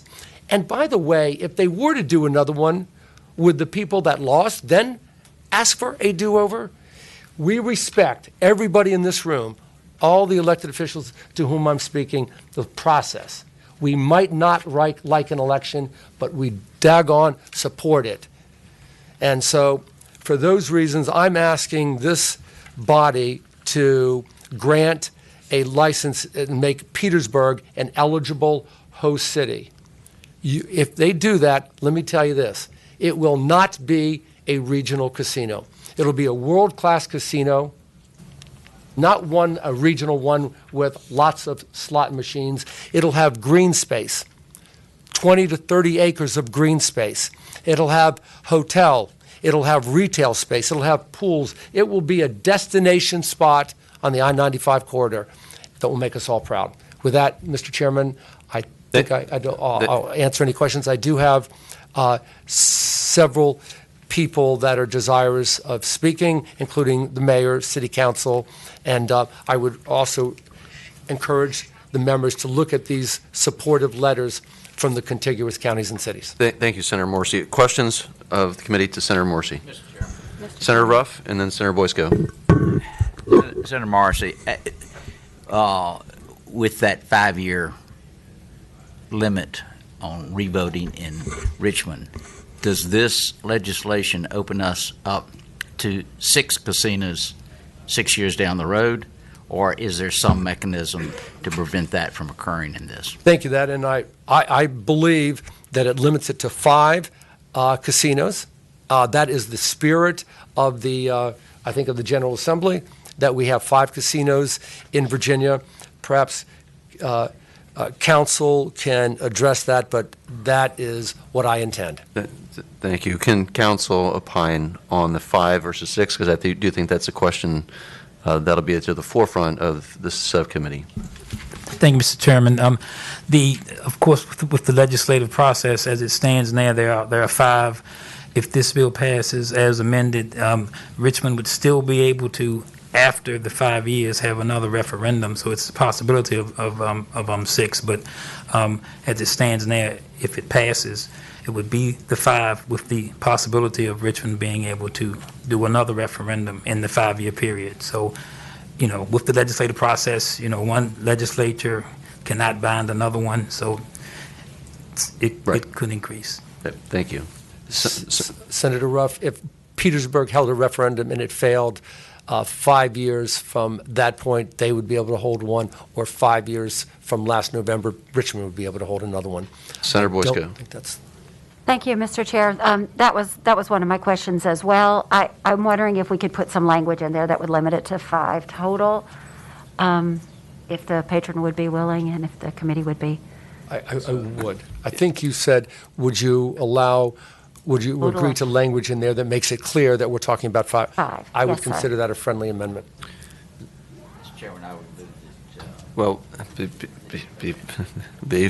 let's slow down, Senator Ruff.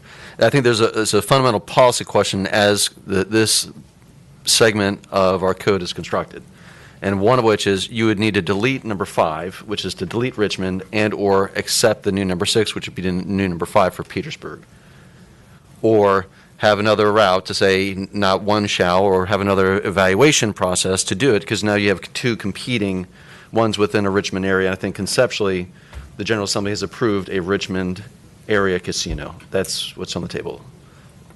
So, Council, can you opine as how to resolve if the committee decides to recommend having only 5 and how to resolve this regional issue? Thank you, Mr. Chairman. I think that you would have to remove the Richmond option and have language that would say that the General Assembly, that the intent of the General Assembly is for there to be no more than 5 casinos in the state. If you leave that language there, as I said, and this would go beyond just having the language that says that Richmond can go back in 5 years, we really have to remove that option, totally. In my opinion. So the other question is, is it a regional selection of a casino versus one locality specific? And that is the question I was going to ask Amigo. Does the legislation from last year say just the city of Richmond, or does it say Richmond regional? No, it does not. It's not that specific. It describes a city that can only be the 5 cities that are there. So it's certainly possible. It was not done on a regional basis because, as you know, there's not one in Northern Virginia. So they weren't confined to regions. They were confined to the localities that came forward and said that they wanted to have one. Other questions for the patron? All right, Senator Morrissey. I was thinking perhaps it would assuage some of the concern if it said a Petersburg, Richmond area casino, but no more than one casino in the Petersburg, Richmond area. I think that would address your concern, Senator Ruff. I think that would. So my follow-up question to that is there a way to combine the language with limiting it to 1 without getting to the special legislation threshold? Mr. Wade. I think that we can work on that in concept. I think it would be combining the 2 descriptions and then having language that would say that that of the 2, there can only be 1 for that particular slide, if that makes sense. Okay. Mr. Chair, Senator Boyska. I move that amendment. There's a motion in concept and a second. All in favor, say aye. Aye. Any opposed? All right. It is amended in concept. We want to take some of your folks that you brought, Senator Morrissey, in support, and briefly, we have a microphone that they'll have to use this one to participate and provide comment. Please state your name, state support, and then we'll go into some opposition shortly. So welcome. Welcome. Good morning, Mr. Chair and members of the Senate Subcommittee. Thank you for having us here today. I'm Mayor Sam Parham of the City of Petersburg. We are here in support of SB 203. I'm joined here by our former mayor and Councilman W. Howard Myers, our members from our EDA, our Commissioner of Revenue, also members from our Planning Commission. We are here in support because Petersburg is a city that is growing and it's on the rise. And in 2016, everyone is well aware of our financial challenges that we had in Petersburg, and we managed to make the necessary cuts with conservative spending and also growing our revenues and collections to get us to the point that today we are a A+ rated bond rating city, which is excellent, and we have also made the necessary upgrades in management. And this right here is the next economic driver that Petersburg really needs at this time. Because of the economic downturn in 2016, we had to cut our tourism, a lot of cuts in our schools, and our schools is in desperate need of new facilities. We haven't had a new school in over 50 years. And our public safety is also struggling, and we're trying to take the necessary steps to get there. And this entertainment complex and resort in Petersburg would definitely take us to that next level. So I'd just like to say that I'm in support of the bill that City Council passed unanimously under our legislative agenda, that we're interested in this. And I understand the subcommittee's reservation from having multiple casinos, and I get that. But Petersburg, we would like to have that destination, and we would only like to have one shot at this, and we're not going to ask for multiple bites at the apple if it's turned down. We want our residents to have the opportunity to speak on this. And again, thank you, and we ask you to support the bill. Thank you very much. Thank you. Next speaker. Good morning. Morning, how you doing? Good. Good. I'm Howard Myers. I'm former mayor of City of Petersburg and City Council. I'd like to say I support this endeavor and thank you all for the amendments earlier. I can't say any more than mimic what the mayor has said to you. I'm telling you, it is a valuable entity that if we were able to accomplish it, it would help the City of Petersburg and its citizens. So thank you very much. Thank you. And thank you for your patience as we work through other bills this morning. So, next speaker. Good morning. Good morning. I am Brittany Flowers. I am the Commissioner of Revenue with the City of Petersburg, and I am also in support of this bill. This will generate more revenue for our B poll tax, our business tangible personal property, as well as our meals and lodging taxes. And with the increase of revenue, we will have more money for our infrastructure and to help for the schools. So I am in support. Thank you. Great. Thank you so much for joining us this morning. Next speaker. Good morning, Mr. Chair. My name is Brian Moore. I'm the Director of Economic Development for the City of Petersburg. I asked you for your support in Senate Bill 203. This type of project is transformational for the city, but also for the region. Not only for the jobs, the infrastructure improvements, the opportunity for workforce development. Again, our employment's twice what the state level is. This would allow us to bring that down.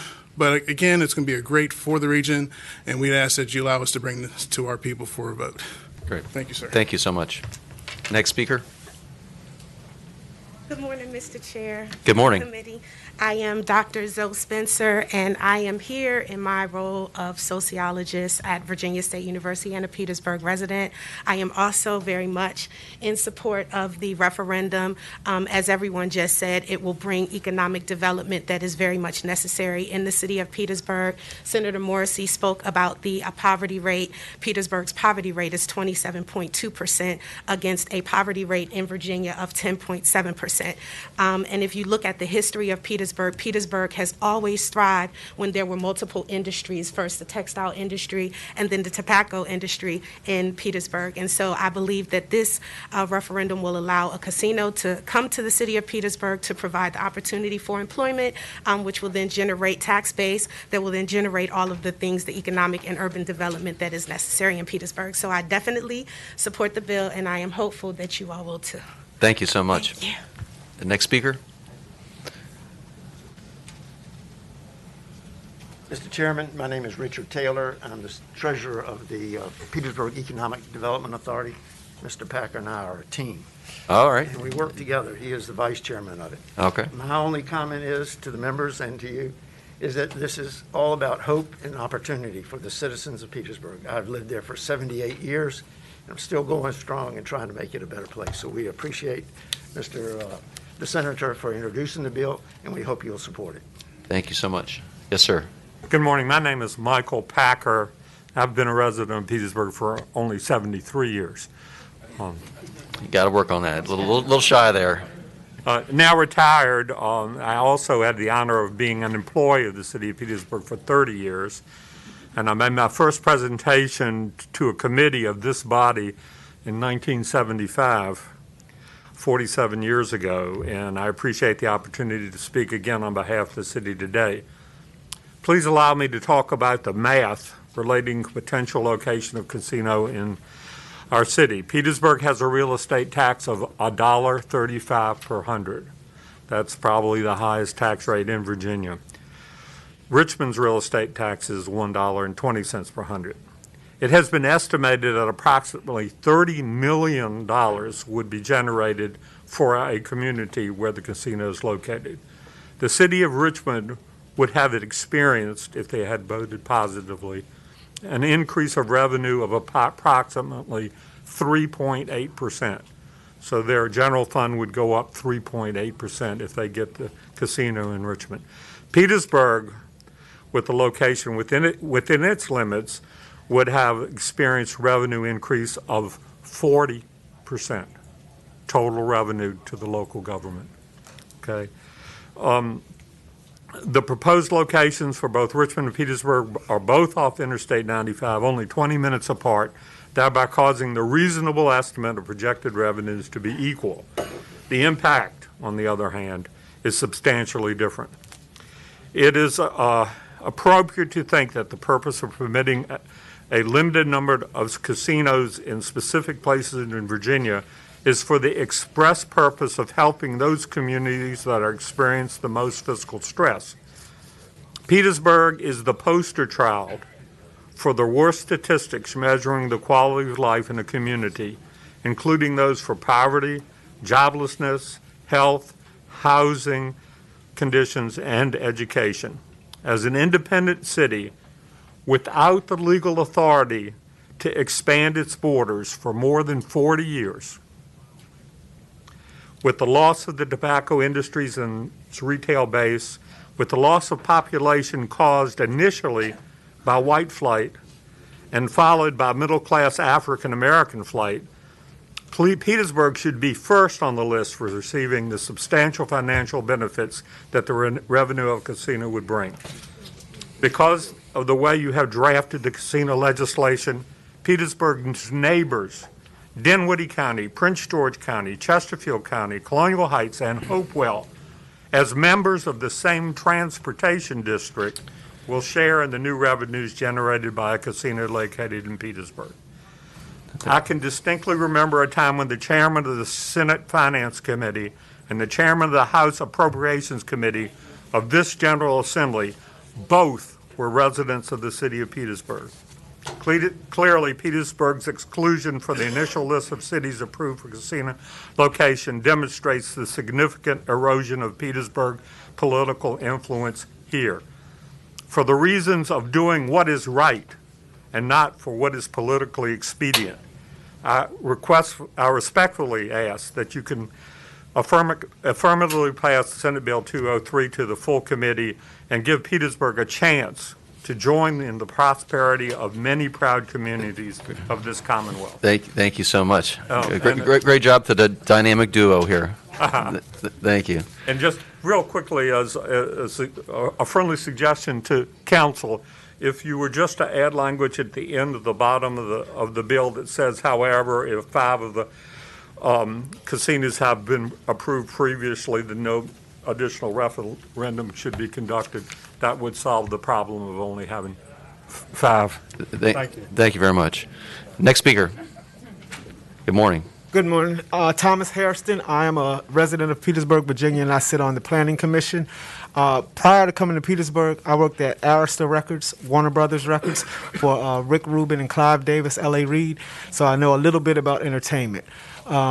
I've seen with entertainment how it's transformed cities and made them much better, and it would do the exact same thing. But the biggest thing I think it does for Petersburg is it instills hope in the children. Because as I walk through the schools and speak to the kids in Petersburg, they have no vision for dreams because they don't see anything or any way out.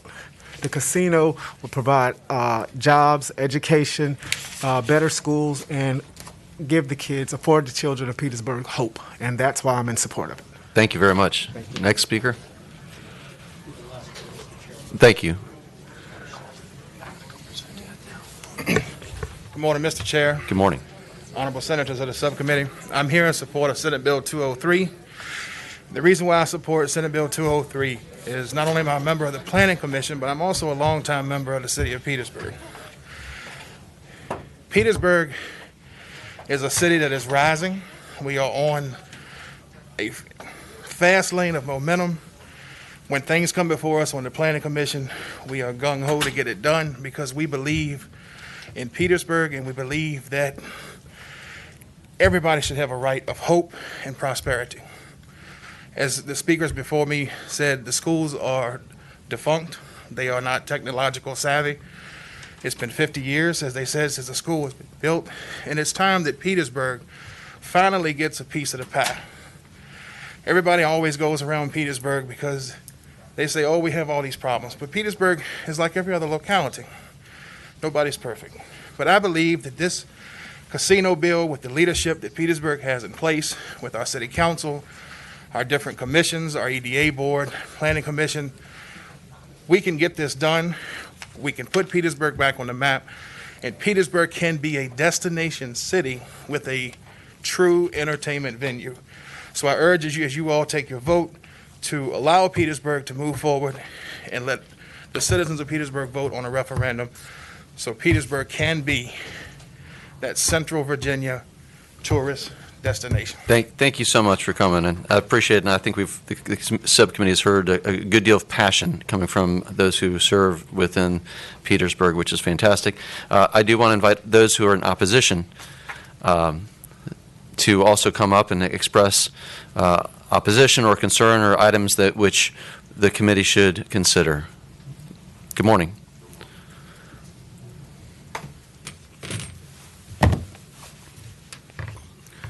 Mr. Chairman, I'm Ron Jordan, representing the City of Richmond. Let me first make it clear that the city does not have a position on adding Petersburg. There are friends and neighbors to the south. Our objection is to limiting or prohibiting the citizens of Richmond from reconsidering the vote. As you all know, quite frequently on the floor of the Senate, you vote, it's a close vote, there's a mood to reconsider. There's no attempt to cut off that opportunity to revote. In many counties, the Board of Supervisors will bring a bond referendum before the citizens. It'll lose in a close vote. They come back they repackage it, come back the next year, gets approved. That's all that's our objection to this is cutting off the ability of the citizens of Richmond to reconsider. The City Council, which represents those citizens, has once again petitioned the court to hold another vote. They are representing the will of the people. They're the closest to the people. We would ask you to reject that, and if you decide to reject the prohibition on that, and lastly, if you want to keep it to 5, let the market decide which place is best. But don't limit the ability to consider both cities. Thank you. Thank you. Senator Eben. Yeah, I would like to ask the witness a question about the reconsideration effort. What is different about this? You had a vote in November, failed on a close vote, very close vote. But what's different this time? Why would the voters feel any differently? What is your proposal that differs? We believe that the proposal was not presented well to the citizens on some of the economic benefits, particularly in the jobs portion of it, and the tax benefits to the city, and we could do a better job this time around. Mr. Chairman? Senator Eben. The mayor had called me, and he told me that if you all had another vote, that the money would be restricted to property tax relief and also to infrastructure replacement for aging schools or other government buildings. Is there anything that would bind the city to do that this time, or is that just what they're proposing to the voters? You would have the commitment of the mayor and the council. Thank you. Mr. Chair. Senator Pillion. So if it fails this time, will you try another one? I doubt it. I would seriously doubt it. Mr. Chair. Senator Bell. Parliamentary inquiry. How many reconsiderations can we have on a bill? 2, if I recall correctly. Unanimous consent. You can reconsider it the first time at the very next meeting with a majority vote. If that motion fails or after the first meeting following the antecedent meeting, it needs the unanimous consent. So, Mr. Chairman, I would just say in response that we don't have unlimited reconsiderations. Thank you, Right. Mr. Chairman. But in response, Mr. Chairman, you do have one. You do have one, which immediately following the vote. And so that would be what we would be asking for here. Thank you, Mr. Reserve Bird. that. Thank you. Thank you, sir. Others in opposition? Morning, Todd. Good morning. Good morning, Mr. Chairman, members of the board, committee. Todd Gackey on behalf of the Family Foundation. I've expressed before our concerns about the impact that casinos will have on our localities with respect that we think that it will exasperate some issues. And we respect the desire to revitalize a community. We just don't agree that the casinos are the way to go. However, the other point I want to make is that in 2019-2020, we had a long discussion, a JLARC study that evaluated 5 cities. and Petersburg was not one of them. And I think in order to evaluate the viability of this locality, it seems like there needs to be at least reconsideration of a study to evaluate what the impact would be on Petersburg with respect to bringing a casino to that area. Thank you. Thank you very much. Senator Eben. I don't have a question, but I just want to note that I think the Family Foundation just made sense, and that's rare that we agree on something about an economic viability study, not just for Petersburg, but for the Richmond region, and also which host cities would bring the most economic, not just economic development, but revenue and impact in the state and tourism impact. Thank you, Senator Eben. Mr. Chairman. Not to, I just want to make clear that we are against casinos in whole, but I do appreciate, the fact that we agree. Yeah, wow. It's how about that? All right, thank you so much. Others present in opposition? All right, Senator Morsi. Mr. Chairman, I'm going to be very brief in my response. Don't want to trespass upon your time anymore. Just a couple of comments with regard to what Mr. Jordan said. One of the members asked, what will be different? And he said, it wasn't presented, the proposal wasn't presented that well last time. Well, they had $2.2 million that they spent to get that proposal out compared to the other side that spent $50,000.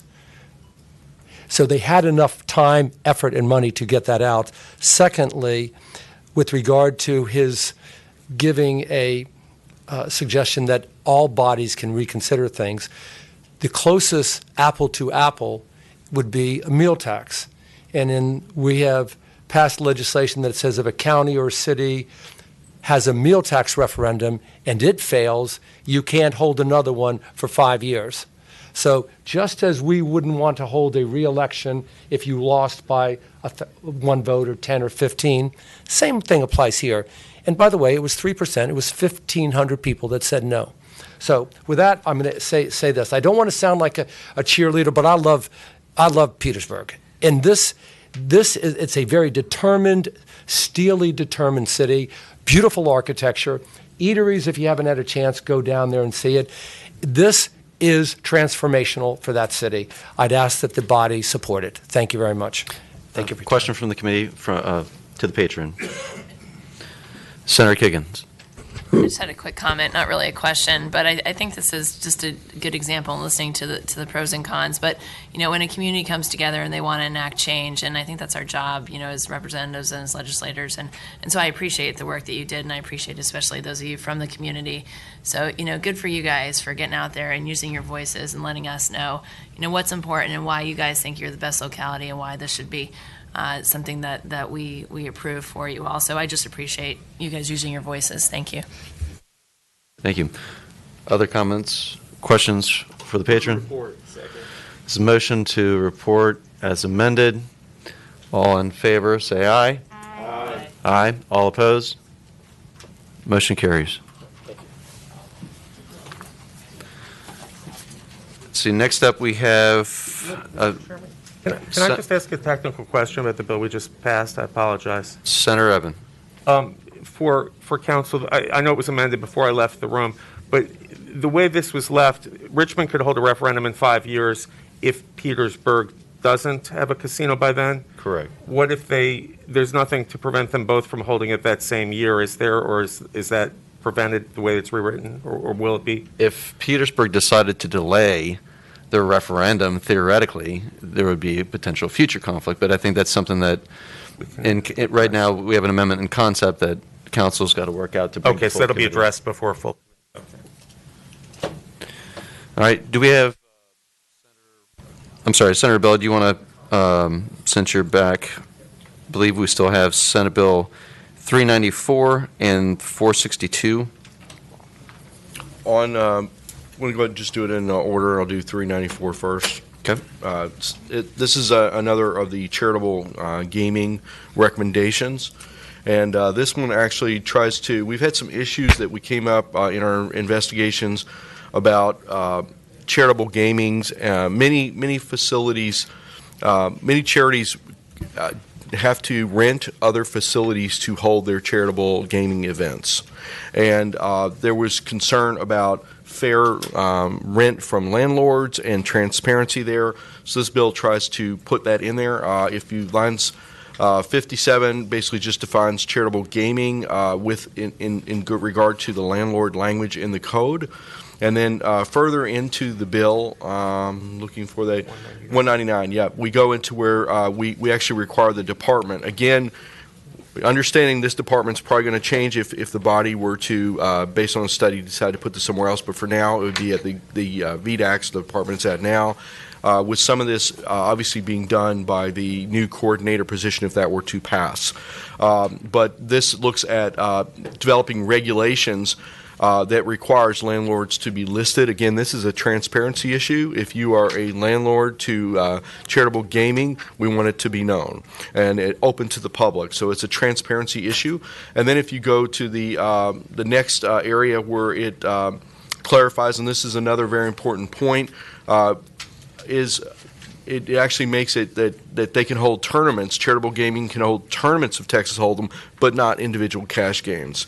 And that makes that clear on lines 268, 269, and then again at the very end of the bill, it goes into that in depth. Now, a couple things, and those lines, for anybody who's looking at lines 413, 417. The cash games, unfortunately, I think there was a loophole in the code, and a lot of people to operate these, and these would be games that would have either a progressive bet, $1, $2 bet, depending on the round of a poker hand, or higher amounts. And those games, unfortunately, have become the focus with some operations operating. We've seen pictures as many as 10 tables. There's a number of concerns with operating this. First off, I think, frankly, these are becoming gaming halls, which I think is it gets into the area of the casinos, which are heavily regulated. And frankly, as I said before, that's I think one of the key elements. You need heavy regulation. For instance, some of the problems with these cash games are the dealers trained or qualified in any way. Is there any kind of security to make sure there's no cheating? Cameras in the ceiling, things that a casino would have. What kind of security is on premises? Because if you have 10 table games of cash, there's probably a large amount of money on premises. And frankly, I'm concerned that some things are going to go wrong. We believed from the study that cash games were not the direction we wanted this to go in. So this bill outlaws those cash games and limits it to Texas Hold'em tournaments. With that, Mr. Chairman, I'm happy to answer any questions the committee might have. Thank you, Senator Bell. Questions from the committee?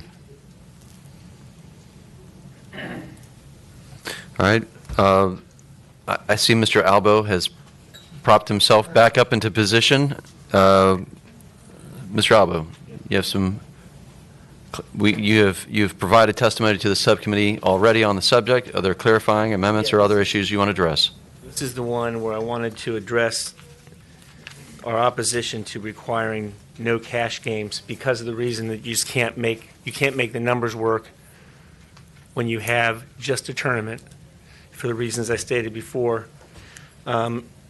Also, what is that, Mr. Chairman? Senator Eben. What does that mean? You can't make the numbers work if you just have a tournament? So when I was discussing what happens when people come play charitable poker, if it's just a tournament, you have 10 people show up. I'll make up some numbers for example. Everybody gives $150. $15 is taken and put inside for the charity because you have to have at least 10%. $35 is used to pay rent, pay staff to run the games, and then $100 is used for the pool, okay? Gentleman says he can do tournaments in 4 hours. That's possible. My client says they take 6 to 8. Let's just say it takes 6 hours. On the $35 times 10 people, $350, you'd have to cover all the costs for 6 hours of the event, and you just can't make it work. The cash games, and also having tournament only limits the number of people who will come to your charity because people don't have 4 to 8 hours to play poker. Having a cash game allows people to cash out when they want. Sure, they won't be able to stay till the end of the game and maybe get the $1,000 pool, but they'll be able to cash out what they have.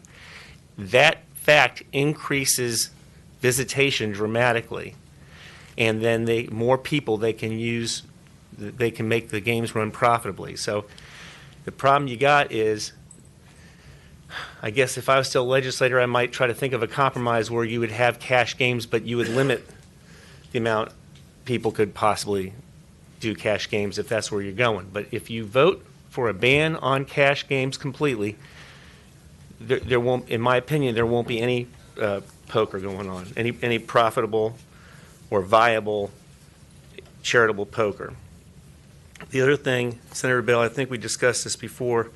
I think in your bill here it bars the ability to pay people to run the games. And our objection to that is that if I'm a volunteer, here's how Dave Albo deals poker. Oh, did I give you 4 or 5? Hey, can you send that card over to this guy over here? Because I think I screwed that up. Is this the next card? Do I put this over or do I keep it down?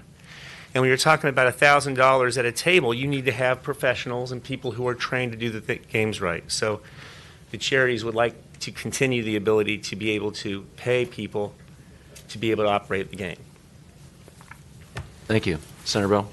Mr. Chairman, respectfully, I have to disagree with my friend Mr. Albo on that. First, when we originally approved Texas Hold'em for charities, it was as a response to the decreasing amount of people playing bingo, and I realized that, and frankly, we wanted to, and I personally wanted to make them whole by giving them the ability to have a resource. I think the bingo numbers in the last year and a half are probably, if we're honest, greatly affected by COVID. I'd like to see what they are in a non-COVID world. Hopefully they will come back up. But the intention was to provide tournaments at the request, not cash games. Another point on tournaments is if someone is eliminated in a tournament early on, they're typically offered a rebuy, so they can pay the fee again, and many tournaments offer 2 rebuys. So that prize pool actually in Like the a amount of money- referendum? Pardon? It's like a referendum. A referendum. Back end referendum. You obviously get a redo here, but unless you're from Richmond, I'm just kidding. Just kidding. But on this one, they could have a rebuy. So in fact, to say that it's just limited to the initial is not correct. Now, the other part is one of the big focuses of the commission when we looked at it was to make charitable gaming more about the charities. And we had many people come and speak to us who gave testimony saying, I went to for instance, a Catholic school, and my parents, to reduce the cost of my tuition, volunteered at a bingo. We wanted to make these games run by volunteers and not professionals in that respect. So that's why we took away the fee. And again, with tournaments, we felt the risk was much lower than a cash game. Cash game, the dollar amounts are higher, and as I spoke earlier, I think that there are some serious concerns about the cash games, and that just wasn't the direction we wanted to go. Other questions? Senator Bell, any of those in opposition that wish to speak to the bill? All right. The bill is before the subcommittee. Is there a motion for Senate Bill 394? Move report.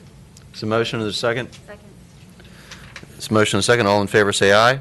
Aye. Aye. All opposed? Motion carries. If you want me to do the 462 now? Yep. Actually, yeah, because we need Senator Reeves for. I don't know if he's still. Yep. Mr. Chairman, 462, this will be my greatest testimony of the day and my best presentation ever. You have the floor. I am going to respectfully request the committee carry this over to next year. We have looked at this hard, and I thank all the people who've worked on it, but we are not in a place to move forward, and ask that you carry it forward, and we will continue to work. Thank you, Mr. Chairman. All right, there's a motion to carry over. There's a second. All in favor, say aye. Aye. Aye. All opposed? Thank you. That bill is recommended to be carried over. All right, and if we can get Senator Reeves to wrap up our last couple bills, or Senator Bell, do you want to take those on? Which ones does he have left? We still have 530, Madam Clerk, is that right? And McDougal's 566. Still in the committee. We're going to do 530. I'm not sure about McDougal's bill. I'm not as familiar with that one. All right.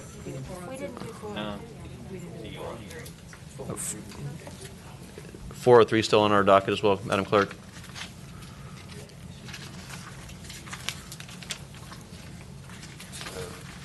It looks like there was a vote on 403, Mr. Chair. It's 402, I believe. 401, 402. All right. Would you like to do that one? Yeah, you want whichever ones you're comfortable with, Senator Bell, 403 or 530. I would defer to council on that, or Okay. you want to go ahead and press? I'm not sure I'm going to be able to answer all your questions on I'll that. ask council if I have Okay. questions. 403, really, the purpose of this one is we've had a lot of issues about defining the types of games, and I mentioned this earlier, that this is confusing. Sir, sorry. Thank you, Senator Go ahead, Bell. But Senator Reeves has a substitute. It was referred to as line amendments, but it's a substitute. He's here now. Here he is. I'm saved by the Reeves. You want to report the line amendments or substitute? Thank you, Mr. Chairman. It's a substitute, and the substitute does four things. Some of them were already referred to. First, it adds a definition of electronic gaming adjusted gross receipts. Second, it provides for when the department is deciding on the predetermined amount of receipts. Typically, they would use gross receipts, but for the electronic gaming that's done by the social organizations, they would use the electronic gaming adjusted gross receipts. So it's a different, Third, it moves the reporting or the responsibility for the reporting from the social organization to the manufacturers. And finally, it would prohibit anyone under 21 from participating in electronic gaming. Okay. Okay, I think I'll start with the third one. Is that right? It moves the reporting requirement. Currently, the reporting requirement for the adjusted gross receipts is by the social organization. It moves it to the manufacturer. And that's really, I believe, Mr. Barrett testified before the subcommittee earlier today about that suggested amendment. Correct, Mr. Chairman. And the last one was to prohibit anyone under 21 from being able to participate with electronic gaming. Okay. The amendments before the committee, is there a motion? Move the amendment. It's a motion and a second. All in favor, say aye. Aye. All opposed? Would All the right. substitute be online now, or that we can read it? It should be. Senator Reeves. Thank you, Mr. Chairman. I apologize. I was grabbing a throat lunge. 403 really gets to the heart of the bill in the aspect and pull some things that came out of the OSIC request and some observations from VDAX as well. And I'll just cover some of those as an overview. But the terms member and guest are undefined when related to a particular organization and activities performed under Code 18.234.26.1. And I won't refer to the code any longer, but that's what governs charitable gaming. So this bill will address that. It'll also address the type of organizations allowed to perform activities under that same code section. It defines private social quarters and what they can engage in, where they can operate, and reporting and auditing requirements under that code section. So, you all remember 1127 that many of the organizations had talked about of the bill that we brought. We well remember that, yes. Yeah. Well, this is kind of a cleanup in that same jest of code sections because it was the will of the General Assembly not to have all these things in bars and restaurants. And so this will tighten that up, get it back somewhat into a better alignment along with the IRS regulations. So if you go to page 12 of the substitute, and it talks about electronic gaming specifically, all those lines from 299 to 321 really narrowly defined on electronic gaming and how it's to be used and what the social organizations, manufacturers, deals with all those things there, Mr. Chairman. Thank you. And I guess, Senator Reeves, maybe to restate and refresh, there were a number of different pressures that I think last year during session you faced to help redefine what charitable organizations, and then what did the subcommittee find in terms of experience of how it was dynamically, I guess, practically being applied in different conditions. I think that'd be helpful. Mr. Chairman, if I could add on this and ask Senator Reeves, the social quarters is a difficult concept, I think, and we found through the commission that this was one of the areas I think was being abused the most because the looseness it could be defined in. I don't know if you want to elaborate on that, but I think that's an important point why this is why we need to define this so that it can't be loosely defined and we put gaming in areas that are completely separate from the charity involved. Thank you, Senator Bell. So what we originally found was we had charities that were running electronic gaming far, far away from where their home office was, right? We had a charity from Chesapeake that was having gaming up in Spotsylvania, and they were really everywhere, proliferating everywhere. Even though the budget amendment that we had said no new devices, there was some ambiguity there and some legal opinions what new devices were, but they began to proliferate. And so what we found as a committee was, as Senator Bell was stating, is that we're trying to bring this back in. And so for the members who don't understand kind of social quarters, if you were to walk into an American Legion Hall or a VFW Hall or an Elks or a Moose, typically there's an area where they have receptions, play bingo, and all those sort of things. Using a military acronym, you might have a cantina or the social quarters that's adjacent to that facility where for charitable bingo is played, where and it's kind of considered a private area where members can go in and play pool, throw darts, have a libation, that sort of area. And that's typically where social quarters is where a lot of these things have proliferated. And what happened was when the Charitable Gaming Board decided to expand that definition of social quarters, we then found all these charitable games in bars and restaurants against the will of the General Assembly. That's how we got here. And what we've tried to do is narrow that down. And as you all recall, we weren't trying to eliminate real charities that were actually conducting business in accordance with what their understanding of the law was, in accordance with what VDAC directions were. And so I think we've hit that mark. And we had a lot of stakeholders throughout the summer that came in, and you've heard from Mr. Hardiman and others that they're comfortable with where we are now. Questions from the patron? Senator Boysko. So, as I understand, something like a VFW, which has a standing brick and mortar location, would have the ability for their members to come in and play the charitable games. Right. What would not be allowed, let's say I have the Ladies Club of Herndon wanted to do a charitable game in another location, say at our bar, would that now not be allowed? I'm just trying to understand. No, Mr. Chairman, if I can. So what we've said, and let me find that. Amigo, you can throw me a bone if you want to, but I'm trying to remember where it was in the bill where we specifically define locations of the charitable organization's home.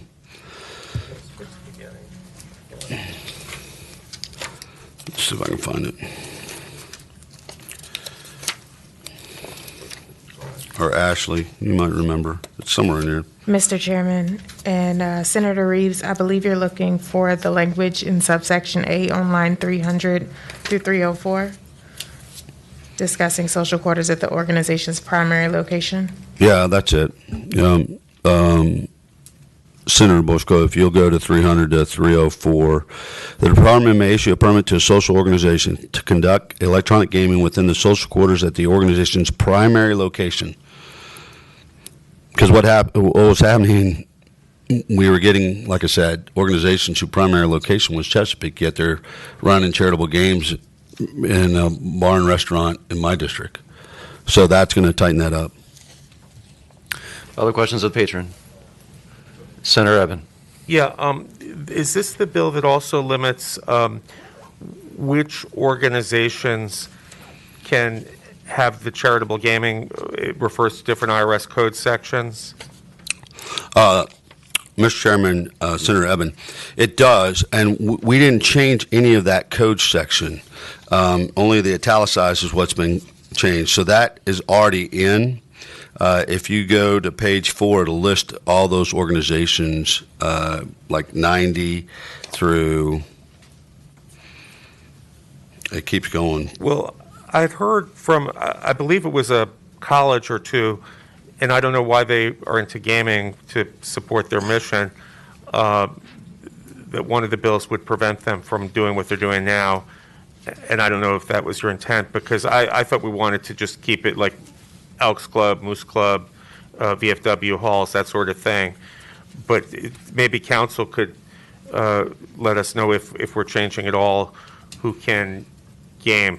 I know we're getting at where they game and trying to get legitimate charities. Ms. Benz. Yes, Mr. Chairman, and Senator Eben, if I'm hearing your question correctly, this bill would limit to 501c7s, 8s, 10s, and 19s the ability to conduct electronic gaming, so electronic pull tab, seal cards, so on and so forth, because pursuant to the Internal Revenue Code, those are the types of organizations that have true social quarters. And so that's why it's limited in this bill to those organizations. Other qualified organizations pursuant to this article can still conduct charitable gaming. They just cannot conduct electronic gaming. Okay, thank you for that clarification. And one more question, if I could follow up, Mr. Chair. Yep. Senator Eben, then Senator Boysko. And I don't know if this is for Senator Reeves or Senator Bell, whether or not it's appropriate to amend one of your bills. If we were to pass your package of legislation, would that disallow any electronic gaming in the Commonwealth that doesn't have a sticker being registered, or is that something for another bill for another year? Well, Mr. Chairman, Senator Eben, part of somewhere in the enforcement in one of these bills, or I'm not even sure it's this bill, but we address the direct registration, or what's it called, John? My mind is slipping here. Mr. Menifee, what's it called? How are we doing it? How we're tracking with stickers? We get a monthly listing.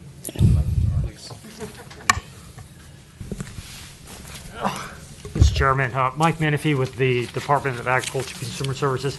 We get a listing from all the manufacturers with placement of all those devices. Obviously, we permit all the electronic pull pad devices, so we track them all, so we know exactly where they are. And we do put stickers on them when we're able to get out there and do so. Okay, Mr. Chairman, just to follow up with Mr. Menifee, if this legislation, if these package of bills passes, would you have the authority to seize or impound or forbid any machine that doesn't have a sticker, even if it's not in a social quarters? Is that something that needs to be addressed in a separate bill, or is that something that these bills contemplate? Mr. Chairman, that's going to be addressed in the enforcement side of the bills that we have. So it is addressed. It will be addressed. Thank you. Thanks, Mike. Yeah, I'm not sure it's a specific sticker, but there's enforcement. There's enforcement with regard to devices that aren't duly licensed and checked out. Senator Boysko. Thank you, Mr. Chair. So going back to the page 4 and 5, where we're talking about who has the ability to do this under the IRS, the Internal Revenue Code. Are we going to end up with like a Christmas tree where it's like here it says like a local chamber of commerce, any nonprofit that is exempt from a 501c, blah blah, like it's existing code right now. Yeah. No, that's already code. That's already code. It's already done. And we don't need to address that at all to clarify this further, or you feel like? Mr. Chairman, Senator Boysko, the challenge we had was once you start that, who do you exclude? So that's why we refer to the tax code. Okay. And how the tax code helped us clean that up, right? Here's part of the challenge, and let me just be very frank. You have some charities out there whose main business plan is to conduct charitable gaming for other charities to raise money, right? Because they'll come in and say, hey, we can put these machines in your coffee shops and you can start making money. You don't have to do anything, plug it in, we'll handle everything. And your charity will get a portion, right? Kind of like free money. And that's not really the role of how this was all supposed to be designed. And that's what we're trying to prevent. Other questions of the patron? Mr. Chairman. Senator Bell. I would just add, this gets into, as Senator Reeves said, it's fairly complicated. We want to make sure that we try to use the best language we could to designate these charities because, frankly, we want to make sure that there are legitimate charities that are doing the good work. And we know that as there are many good charities are doing that. We just don't want, frankly, people to have a fake charity and unfortunately raise money through these machines. And then the social quarter issue, if for instance, we use the primary location, if you have your bricks and mortar location, as you mentioned, that was where we intended the gaming operation to be, not to have another facility which could be far away, and then that other facility could say, well, I'm going to give you this corner and call this your charitable location. And so that was what we were trying to move towards there, because that was never intended for that to happen. And unfortunately, we have cases where that has happened. Thank you, Mr. Chairman. Chairman, Ashley just said she caught one technical amendment. If we could go to line 319. After G period, the word no, and it says qualified, strike qualified and add social organization. Okay. There's a motion and a second. All in favor, say aye. Aye. All opposed? Motion carries. Thank you, Ashley. All right, those in opposition, come on up. Chris Peterson with the Virginia Charitable Gaming Council. And Mr. Chairman, the first point I'd like to introduce, and the reason I raised the Bright Line test, and at least in the past, the regulators have told us they can only enforce their law. So if somebody says they have a no chance game, charity games don't enforce that. And that's why I suggested a Bright Line test, because most of the proliferation of games has been illegal games. They're not regulated games. So if we really want to get at the proliferation of games, we need something that applies to, that the illegal gaming coordinator or the state police, whoever's going to enforce, ABC, can go in and say, that game's illegal. Just like when they go out and look at the gas pump.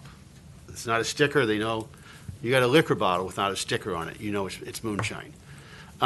So otherwise, we're going to just continue with this problem. These games all claim they comply with Virginia law. And so we need to change the Virginia law to say you have to be authorized and stickered or whatever, something, or you have to have a permit on your wall to operate these games. Okay. Something, and then if other forms of gaming want to come to the state, they come to you, they get a section of the code, and they get regulations that have them stickered or permitted. But any game that's not stickered or permitted should just, by definition, be illegal. We do have some concerns, and whether it's in this bill or not, there may be a better place, probably is. But in one of these bills, that language has to happen to really get at the core of the problem. I think the department's only issued 9 permits for charitable games in bars and restaurants. I could be wrong, but that's not the proliferation of games. The proliferation of games are people violating the law. Okay. Thank you, Mr. Peterson. We are some concerns to Senator Boysko's comment. A lot of charities don't have physical structures. And a lot of charities open up their facilities to non-members. So like when I grew up, bingo was as much a charitable event as it was a social event for my small town. Non-members show up, and we can't punish in the rural areas, places that don't have their own facilities. A lot of veterans groups go to others. The VFWs rent their facilities to a lot of people. So we have to make certain we address that issue, and we plan to work with the patron on that, but that's one concern, a lot of veterans. Last year, we felt that you gave veterans organizations some things as part of the compromise in developing 1127. Those advantages that were given to veterans organizations will be taken away. You know, that's in the summary of the, some of the exemptions they were granted. And, we feel that they should be able to keep those exemptions. That we thought they were good last year as we walked through the process, and we'd like to keep them in there. We have some other things. It's a very technical bill, so I won't go through the details. Like I said, we've been working with both the patrons, and we'll continue to do that. We've made some progress, I think, today and leading up to today, and hopefully continue to make progress. Great. Thank you, Mr. Peterson. Mr. Albo. Dave Albo, the Virginia Charitable Bingo Association. This bill is the issue I dealt with when I talked about you. I would respectfully request that you add back in C3s and C4s. By creating a list of people who can do electronic gaming and not including C3s and C4s, you've now eliminated C3s and C4s, and there are a lot of charities who do this totally legally. They're wonderful people. They're raising great money for charities, and this bill will effectively stop them from doing that. Again, I think that the solution is Senator Bell's bill. When you have enforcement and you have revenue to hire people, then you can go to the bad actors and find out if they are scamming the system and not giving money to charity. But excluding C3s and C4s is going to exclude a lot of good people who are doing it legally right now. Thank you, Mr. Albo. Yes, sir. Come on up. Good morning. Sorry I wasn't here earlier. Well, I'm Marty Williams. I'm the chairman of the Virginia Charitable Gaming Council, also legislative director for Fraternal Order of Police of Virginia. Senator Boysko brought up a very important fact of this bill. I have here 4 organizations that I pulled out last night from the Charitable Gaming website who were good groups. They have bingo license and they rent from other facilities. Other facilities who hold ABC license, VFWs, Eagles, American Legion, I'm sorry, there's another VFW. They hold ABC license. This bill would stop the rental of these groups, the athletic booster clubs, softball groups, little league groups, band boosters. They could no longer go to the Elks and the Eagles and rent out. It's prohibited with this bill. It's not allowed. Senator Reeves. Mr. Chairman, Marty, you said the VFW doesn't have a post? The VFW rents out their license, their facility to an athletic booster club. And the Elks does the same and all those, so we're not keeping those organizations by this bill from doing that. No, they're not, but the organization that wants to come in that has a bingo license could not rent out their hall to these other organizations. It would stop that, unless there's a way you can rewrite that. Mr. Chairman, this is the problem we had, is trying to narrowly define it, and we can come up with examples of a lot of different organizations. The challenge we have is they all have a corporate entity or a headquarters somewhere, and that's why we did the narrow definition to locations. So if Senator Bell and I can sit down, we can kind of sit down with Amigo and Ashley and figure out how close they are to that. We don't want to exclude them, but we also don't want to open it back up to running the same problem. Right. Thank you, Senator Reeves. Thank you, Marty. I totally concur with what Senator Reeves is saying. I just want to make sure these people who hold license now, who don't have their own facility, can rent a facility. Okay. That holds an ABC license. The way this bill is written, the way I read it, I'm no lawyer, for goodness sakes, I'm an old retired cop. The way I read this, it would prohibit that from happening. And that's picking winners and losers. And I know you people don't want to do that. I know no one does. Well, thank you. It sounds like the patron is willing to figure out I think it's excellent. And some of the a other pathway to ensure that those are protected. So. The study committee came up with some excellent legislation. I'm real thankful for doing that. We need a lot of help in the charitable gaming industry. Mr. Chairman, I greatly appreciate the comments you're saying, and I think I'd be happy to work with Senator Reeves, and hopefully we can come up with a good solution to this, because that's not what we intended, as you said. I understand that, but there's unforeseen consequences sometimes. Absolutely. Thank you for joining. Very much. Thank you so much. Any others in opposition to the bill? All right. Sounds like there's some work to do before next full committee on this, but it sounds like the patrons are willing to figure out that pathway together. So the bill is before the committee as amended. Is there a motion? Move to report. It's a motion to report Senate Bill 403. Is there a second? Second. Second motion is second. All in favor, say aye. Aye. Aye. All opposed? All right. The bill is recommended for report. Let's see. We have still Senate Bill 530, I believe. Senator Reeves? Thank you, Mr. Or no, Chairman. is I have my 530 and I also have Senator 566. McDougal's 566. Both of these deal with illegal gaming devices and our enforcement bills. So 530, Mr. Chairman, that bill adds more strength and teeth to 1127 to go after illegal gambling devices. As you all recall, I carried a bill that would allow the county attorneys a civil process to go after them, and we had debate where I wanted to hit people up for $50,000, and Senator Peterson said he would go to 25, and that's where we landed. But in this bill, I'll bring the attention to the committee to lines 23. There's some language that's italicized there that talks about 18.2.325, which deals with illegal gambling devices, and that's the knowing such device is illegal. And then if you go down to 25, You're, Senator Bill, I'm sorry. 530. 530. 530. Sorry, man, I'm on 566. Oh, sorry about that, sir. It just talks about manufacturers that potentially would allow their machines to be operated in violation of the charitable gaming code and illegal devices. And then on the last page, 86 and 87, conducted, financed, managed, supervised, direct, sold, or owned gambling device that is located in an unregulated location. So that attempts to clean that up a little bit more. Senator McDougal's bill actually goes probably a lot farther in enforcement. So, Mr. Chairman, Senator Mason, that is the bill. I will tell this committee, one of the things that I think as a subcommittee we found over the summer was the mass proliferation of just illegal devices in the Commonwealth in general. I mean, mass proliferation. In fact, in my own district, not far from our Costco, my chief of staff and I walked into a place and it was filled with Chinese-made machines that were unregulated, and you could play every kind of gambling device known to man there.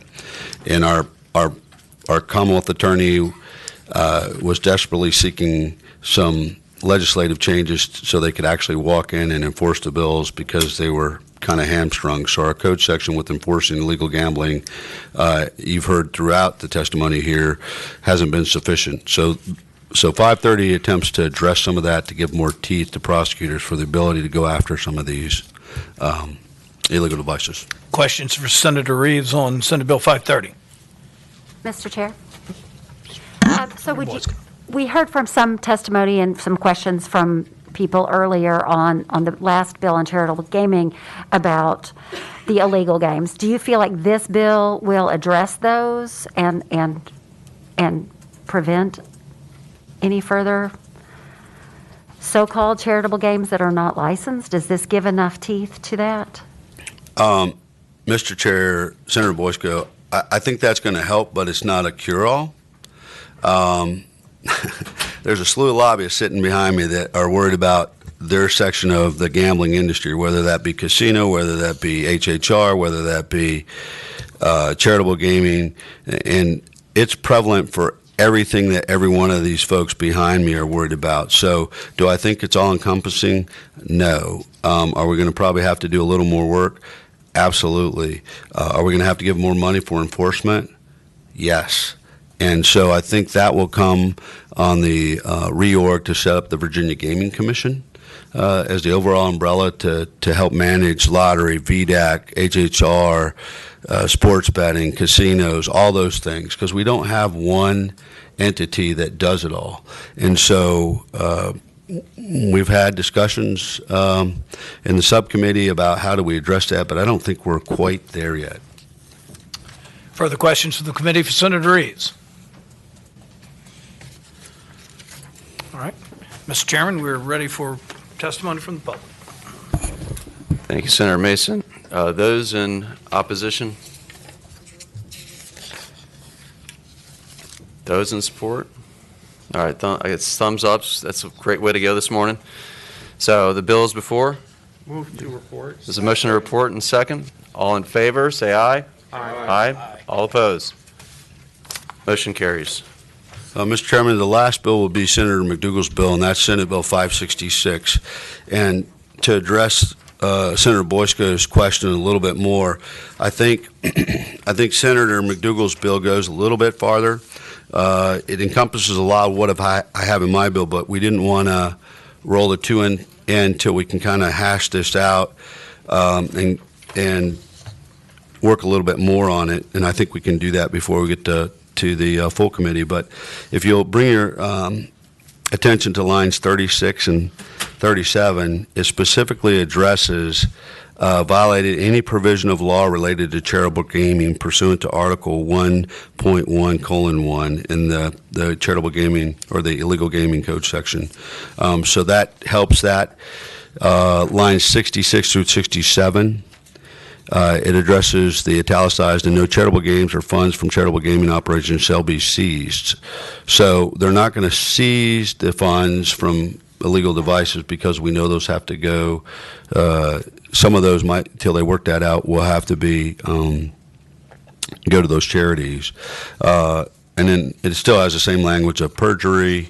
And so it's already, some of this is already existing code under the 18.2 section. Questions of the Mr. Chairman. of the substitute patron, the Mr. Chairman. sponsoring patron? So Senator Reeves, could you just, or did you just highlight the significant difference between the one we just passed and that? I did, Senator That Mason. would, okay, thank you, sir. Yeah. Other questions? Those in the room or present in opposition to Senate Bill 566 or with concern? Mr. Chairman, one thing I didn't highlight that I think is important, it says that near the very end, the last part of it, says Department of State Police shall assist in the conduct of investigations investigations by the department. It used to say upon request of the department. We want to actively engage the state police. All right, thank you, Senator Reeves. So, Senator Reeves, it sounds there are still two things, one of which is our coordinator, and now, I know there's a House version also with state police, and my guess is as those go through finance or other vehicles, we're going to try to figure out what the right sort of coordination and placement is going to be through this process. Yes, sir. Okay. It hasn't These been are requested ultimately yet, but I'm sure at some point it'll be requested. Probably get flagged, yeah.